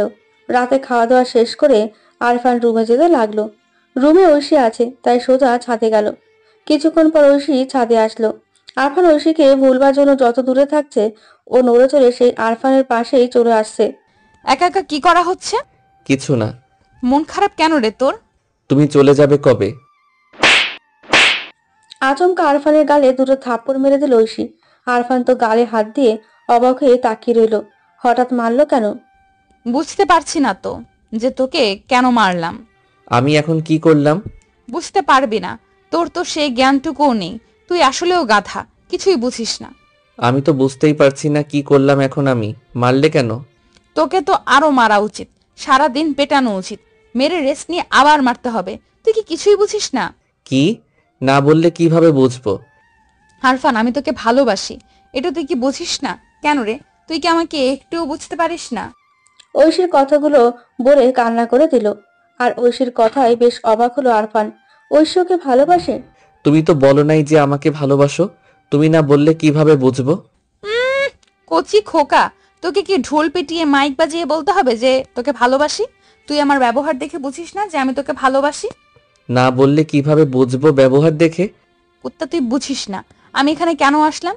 শুধু তোর জন্য। আমি তো আম্মুদের সাথে আরো কয়েকদিন পর আসতে পারতাম, কিন্তু তোকে দেখার জন্য আমি আর থাকতে পারছিলাম না। তাই তাদের আগে আমি একা একা চলে আসলাম শুধু তোর জন্য। আর তুই নিজের পরিচয় গোপন রাখলি, আর আমাকে আপনি আপনি করে বলা শুরু করলি। কি আমি নাকি মেম সাহেব? তোকে বারবার ইঙ্গিত যেই যে তোকে আমি ভালোবাসি, কিন্তু তুই তো কচি খোকা, কিচ্ছুই বুঝিস না। রাতে গিয়ে তোর রুমে কান্না করা, তোকে দেখার জন্য রাত 2টার সময় ছুতোনো ছুতোয় বারবার ছাদে আসা, এগুলো কি ভালোবাসা না আরফান? আর কতভাবে বোঝাতে হবে রে তোকে? আর কালকে রাতে আমি তোকে কিস করি, তাও বুঝিস না যে কে করলো? এই ঘরে তুই আর আমি ছিলাম, তোকে কি ভূত এসে কিস করবে? তুই চাস আমি চলে যাই? ঠিক আছে, চলেই যাব, একদম আটকাবি না আমায়। ঐশী কান্না করতে করতে নিচে চলে যেতে লাগলো। কিন্তু এবার আর ভুল করলো না। আরফান ঐশীর হাত ধরে একটারে নিজের বুকের ভেতর নিল, শক্ত করে জড়িয়ে ধরে রইল। কুত্তা, হারামি, শয়তান, গাধা, ছাড় আমাকে। কেন ধরলি আমাকে? অনেক ভুল করেছি, আর না, আর কোথাও যেতে দেব না। ছাড়লি আমাকে, আমি চলেই যাব। আর যেতে দেব না, সারা জীবন আগলে ধরে রাখবো। আরফান ঐশীকে শক্ত করে জড়িয়ে ধরে আছে। ঐশী নিজেকে ছাড়াতে লাগলো, কিন্তু আস্তে আস্তে নিজেকে সঁপে দিল আরফানের বুকে। ঐশী একসময় আরফানকে শক্ত করে চেপে ধরে রইল। ঐশী ফুপিয়ে ফুপিয়ে কান্না করে যাচ্ছে। এই কান্না করো কেন? এবার তো শুধু ভালোবাসবে। তুই কত বদলে গেছিস। মোটেও না, আমি ঠিক আগের সেই দুষ্টু আরফান আছি। তাহলে বিদেশ থেকে আসলেই কেন বললি না যে ভালোবাসি? চলো দোলনায় গিয়ে বসি। আরফান গিয়ে ছাদে দোলনায় বসলো। আর ঐশী ওর বুকের ভেতর গুটি মেরে শুয়ে আছে। আরফান ঐশীকে শক্ত করে ধরে দোলনার রেলিং এ হেলান দিয়ে আছে। জানো ঐশী, তুমি যেদিন আসছিলে আমার ইচ্ছে করছিল দৌড়ে এগিয়ে জড়িয়ে ধরে বলতে ভালোবাসি তোমায়, কিন্তু ভয়ে বলতে পারিনি, কারণ তুমি বিদেশ থেকে আসছো। তুমি কি আমার কথা মনে রাখছো? থুর বোকা ছেলে, আমার মনে তুই সবসময়ই আছিস। তাহলে সেদিন প্রপোজ করেছিলাম, তা তুমি রাজি হওনি কিল্লাই? ছোট্টবেলাতে আমার কোনো জিনিস যদি তোর পছন্দ হতো তুই নিয়ে নিতিস, আমি না দিলে জোর করে ছিনিয়ে নিতিস। কিন্তু তোর আমাকে পছন্দ হলো, কেন জোর করে নিয়ে নিলি না আমাকে? জোর করে নিয়ে নিবি তো আমাকে? তার মানে জোর করে নিতে হবে তোমাকে? খুব জোর করে নিয়ে নিবি আমায়। কোথাও যেতে দিবি না, সারা জীবন ঠিক এইভাবেই বুকের ভেতর আগলে রাখবি। তা না হলে ছোট্টবেলাতে যেমন পিটাইতাম ঠিক তেমনি পিটাবো। ঐশীর মায়ের মনে আছে তো? মনে থাকবে না? এখনই তো 2 পিস দিলে। আমার পাগলটার কি খুব লাগছে? আসো আদর করে দিই। ব্যথা কমে গেছে একদম। এবার চুপ করে ঘুমাও। এই রুমে চলো, রাত হয়েছে, রাতে ছাদে থাকতে নেই। আচ্ছা চলো। আমি যেতে পারবো না, আমাকে কোলে তুলে নিতে হবে। অসম্ভব, আমি এই ময়দার বস্তা চাকাইতে পারুম না। কি? আমি ময়দার বস্তা? যদিও একটু ওজন বেশি হয়েছে, তবু আমি স্বাভাবিক, মোটেও ময়দার বস্তা নই। আমি তোমাকে নিচে নিয়ে গেলে আমাকে কি দিবে? নিজের বউকে ভালোবেসে কোলে তুলে নিয়ে যাবে, এতে আবার স্বার্থ খুঁজছো? না তা না, কিন্তু কথাই আছে নারী পুরুষ সমান অধিকার, সেই হিসাবে আমাকেও কোলে তুলে নিতে হবে। আসছে। আর আমি কি তোমাকে তুলতে পারবো? আমার গায়ে শক্তি নেই। না তো, তোমার গায়ে সেই হেব্বি জোর আছে। তাই নাকি? কিভাবে জানলে? এখনো আমার গাল ব্যথা করছে। খুব লাগছে নাকি বাবু? আরফান দুগালে হাত দিয়ে ঐশী জিজ্ঞেস করলো, আমাকেও কোলে নিলেই সেরে যাবে? না, আমি পারবো না। দেখো সবকিছু সমান সমান। আমি সিঁড়ি থেকে বারান্দা পর্যন্ত, আর তুমি বারান্দা থেকে রুম পর্যন্ত, আর কোনো কথা নয়। ও আরফান, আমি পারবো না। নিশ্চয়ই পারবে। আমি তোমাকে বারান্দা পর্যন্ত নিয়ে যাব, আর বাকিটা তুমি। আমি পারবো না। চেষ্টা তো করবে, আর আমি পারলে তুমিও পারবে। আরফান ঐশীকে নিজের কোলে তুলে নিল। সাথে সাথে ঐশী আরফানের গলা জড়িয়ে ধরল, খুব শক্ত করে ধরে আছে। আর ঐশীর চোখ আরফানের চোখের দিকে। সে গলা জড়িয়ে ধরে আরফানের বুকে মাথা দিয়ে চোখ বন্ধ করলো। আরফান হাঁটতে শুরু করলো। ওর সত্যি অনেক ভালো লাগছে। নিজের বউকে কোলে নিয়ে হাঁটার মজাই আলাদা। আরফান তো ভেবেছিল এই ঐশী হেব্বি ভার হবে, কিন্তু না, ঐশীকে বহন করতে ওর কোনো কষ্ট হচ্ছে না। এভাবে সিঁড়িতে নেমে বারান্দা পর্যন্ত এসেই দাঁড়িয়ে গেল আরফান। কি হলো, থামলে যে? এবার তোমার পালা, আমার পৌষ মাস। এই দেখো, এটা ঠিক না। তুমি আমার কোলে উঠলে আমি চলতে পারবো না। সে আমি জানি না, আমাকে কোলে নিতে হবে ব্যাস। আমি পারবো না, আর এটা ছাড়া কোনো অপশন নেই। না, এটা তোমার সৃজনশীল না যে অপশন থাকবে, একটাই, আর আমাকে কোলে নিতে হবে ব্যাস। আমি যদি তোমাকে অনেক অনেক আদর দেই, তাহলে কি এটা বাদ হবে? ও মা, তুমি তো আমাকে আদর দেবেই। কোলে নিয়ে রুমে চলো, ওটা দ্বিতীয় রাউন্ডে। প্লিজ। তার মানে তুমি আমাকে ভালোবাসো না? কথাটা বলা শেষ, সাথে সাথে ঐশী আরফানকে কোলে তুলে নিল। আরফান ঐশীকে কপি করে ঐশীর গলা জড়িয়ে ধরলো। শয়তান! সোনা, যতই দাঁড়িয়ে থাকবে ততই তোমার কষ্ট। রুমে নিয়ে চলো। ঐশী আরফানকে নিয়ে যেতে লাগলো রুমে। আরফান ঐশীর গলা জড়িয়ে ধরে আছে। ও জানে ওকে বহন করতে হয়তো একটু কষ্ট হচ্ছে, কিন্তু ভালোবাসে একটু কষ্ট করতে হয়। ঐশী আরফানকে বারান্দা থেকে করে তুলে নিয়ে সোজা রুমে চলে আসলো। আরফানকে খাটের উপর দম করে ফেলে দিল। নিজের ব্যালেন্স হারিয়ে ঐশী আরফানের উপরে এসে পড়লো। আরফান সাথে সাথে ঐশীকে চেপে ধরলো। ফাজিল শয়তান, আমাকে দিয়ে নিজেকে বহন করাইছিস। আমি একটা সুযোগ পাই তোর ব্যবস্থা নেব। আমার বউটা যতই প্রতিশোধ নিক না কেন, সে আমাকে কষ্ট দেবে না। আমাকে সে অনেক ভালোবাসে। অনেক ভালোবাসি গো তোমায়। আমিও বাসি অনেক ভালো, শুধু আমার বউকে সারা জীবন এইভাবেই ভালোবাসতে হবে। সারা জীবন ভালোবাসবো। আমার পাগলটা। ঐশী, সবকিছু তো ধর শোধবোধ হয়ে গেছে। এবার তো তুমি আমার বুকের উপরে আছো, তাহলে আমি একদম না। এবার যদি কোনো আবদার করো তাহলে মাইর দেব। আমি তোমার বুকে থাকবো সারা জীবন। এর জন্যই তোমাকে কোনো মাইনে দেওয়া হবে না। শুধু ভালোবাসা কি হবে? বাসবো। এবার ঘুমাও। ঐশী আরফানের কপালে গোটা কয়েক পাপ্পি দিয়ে ওর বুকে মাথা রেখে শুয়ে পড়ল। আর আরফান ঐশীকে শক্ত করে জড়িয়ে ধরে ঘুমিয়ে পড়ল। সকালে ঘুম ভাঙতে দেখে ঐশী আরফানের বুকে বাচ্চাদের মতো গুটিসুটি মেরে ঘুমোচ্ছে। আরফানের কাছে ঐশীকে অনেক মায়াবী লাগছে। কিছু চুল ঐশীর মুখে এসে পড়েছে। আরফান হাত দিয়ে চুলগুলো ঐশীর কানের পাশে সরিয়ে দিল। ঐশী ছোট বাচ্চাদের মতো ঠোঁট ফুলিয়ে শুয়ে আছে। আরফানের খুব ইচ্ছে করছে একটা চুমু দিয়ে ঐশীর ওই মিষ্টি ঠোঁটে, যা বাবা সেই কাজ। আরফান আলতোভাবে ঐশীর ঠোঁটের উপর একটা কিস করলো। ঐশী কেঁপে উঠল। ভালো একটা ফিলিংস পেল আরফান, তাই আরো একটা কিস করলো। এই দুষ্টু, কি করছো? তুমি জেগে আছো? কিছু বললে না তো? কি বলবো? আমি তো আমার দুষ্টু বড়টার ভালোবাসা অনুভব করছিলাম। হি। হাসতেছো কেন? এই, তোমাকে পরি মতো লাগছে। যা পাজি, যতই তেল মারো, আমি কিন্তু এখন আদর দিতে পারবো না। একটা না নিলে তো ছাড়বই না। সত্যিই কি দিতে হবে? না দিলে এভাবে ধরে রাখবো সারা জীবন। সত্যি এভাবে ধরে থাকবে সারা জীবন? হুম। আচ্ছা, যখন হিসু লাগবে তখন কি করবে? ধুর তরি, কত সুন্দর একটা ফিলিংস নিয়ে আসছে আর তুমি ধুর খ্যাত একটা এখানে আসছে হিসু নিয়ে। ছি ছি ছি, পাগল একটা। আচ্ছা এবার ছাড়ো, আমি ফ্রেশ হয়ে নিচে যেতে হবে, আম্মুকে রান্নার কাজে সাহায্য করতে হবে। আমার পাওনা না দিলে আমি ছাড়বই না। কপালে একটা পাপ্পু দিয়ে। এবার ছাড়ো। না, ছাড়বো না। কেন? দিলাম তো। কপালে দিলে হবে না, ঠোঁটে দিতে হবে। এবার হয়েছে। হুম। পাগল একটা। ঐশী সোজা ফ্রেশ হয়ে নিচে চলে গেল, আর আরফান শুয়ে রইল। আহা, আজকে আরফান বেশ ভালোই আছে। ঐশীটা ওকে কত ভালোবাসে। আরফানও ফ্রেশ হয়ে নিচে গেল, গিয়ে দেখে ঐশী রান্নাঘরে, আর আম্মু টেবিলে খাবার পরিবেশন করছে। তার মানে ঐশী রান্নাঘরে একা। আরফান সোজা রান্নাঘরে চলে গেল, গিয়ে ঐশীকে জড়িয়ে ধরল। ঐশী তো ভয় পেয়ে গেল, আরফানকে এক ঝটকায় ছাড়িয়ে দিয়ে। থুর, সব সময় ভালো লাগে না, বিরক্ত করো না তো, যাও এখান থেকে। বউকে ভালোবাসি, তাকে কেন বিরক্ত করব? আমি তো ভালোবেসে আসছি। এখন লাগবে না, যাও এখান থেকে। বউ আমাকে বকা দিল, আমি সোজা রুমে চলে আসলাম মন খারাপ করে। খাটে বসে আছি, মুখ ফুলিয়ে বসে আছি, বউ আমাকে বলছে আমি তাকে বিরক্ত করছি। ধুর, কথাই বলবো না। আমি মন খারাপ করে খাটে বসে আছি। বেশ কিছুক্ষণ পর ঐশী এসে, এই চলো খেয়ে নেবে। ঐশীর কথাই আরফান কোনো কথা বলল না। কি হলো, খেতে চলো। আরফান নিঃসুপ। কি হলো, চলো। এবারও আরফান নিঃসুপ রইল। আরে কি হলো, কিছু বলছো না কেন? আরফান নিঃসুপ হয়ে আছে, কোনো কথাই বলছে না, ঐশীর দিকেও তাকাচ্ছে না। ঐশী এসে আরফানের হাত ধরে টানতে লাগলো। চলো। আরফান ঐশীর দিকে তাকাচ্ছে পর্যন্ত না, মন খারাপ করে একদম পাথরের মতো বসে আছে। ঐশী এসে ওর সামনে বসে। আমার বাবুটা রাগ করেছে বুঝি, আর কথা বলছে না? আরফান এখনো চুপ করে রইল। ও সরি, আমি ভয় পেয়ে গেছিলাম, তাই এভাবে সরিয়ে দিয়েছি। সরি বাবু, আমি সরি বললাম তো। এবার তো কথা বলো।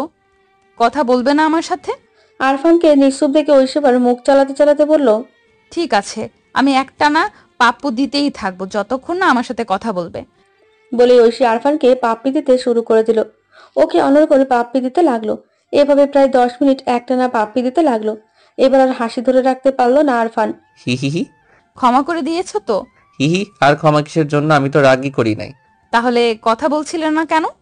মজা করছিলাম।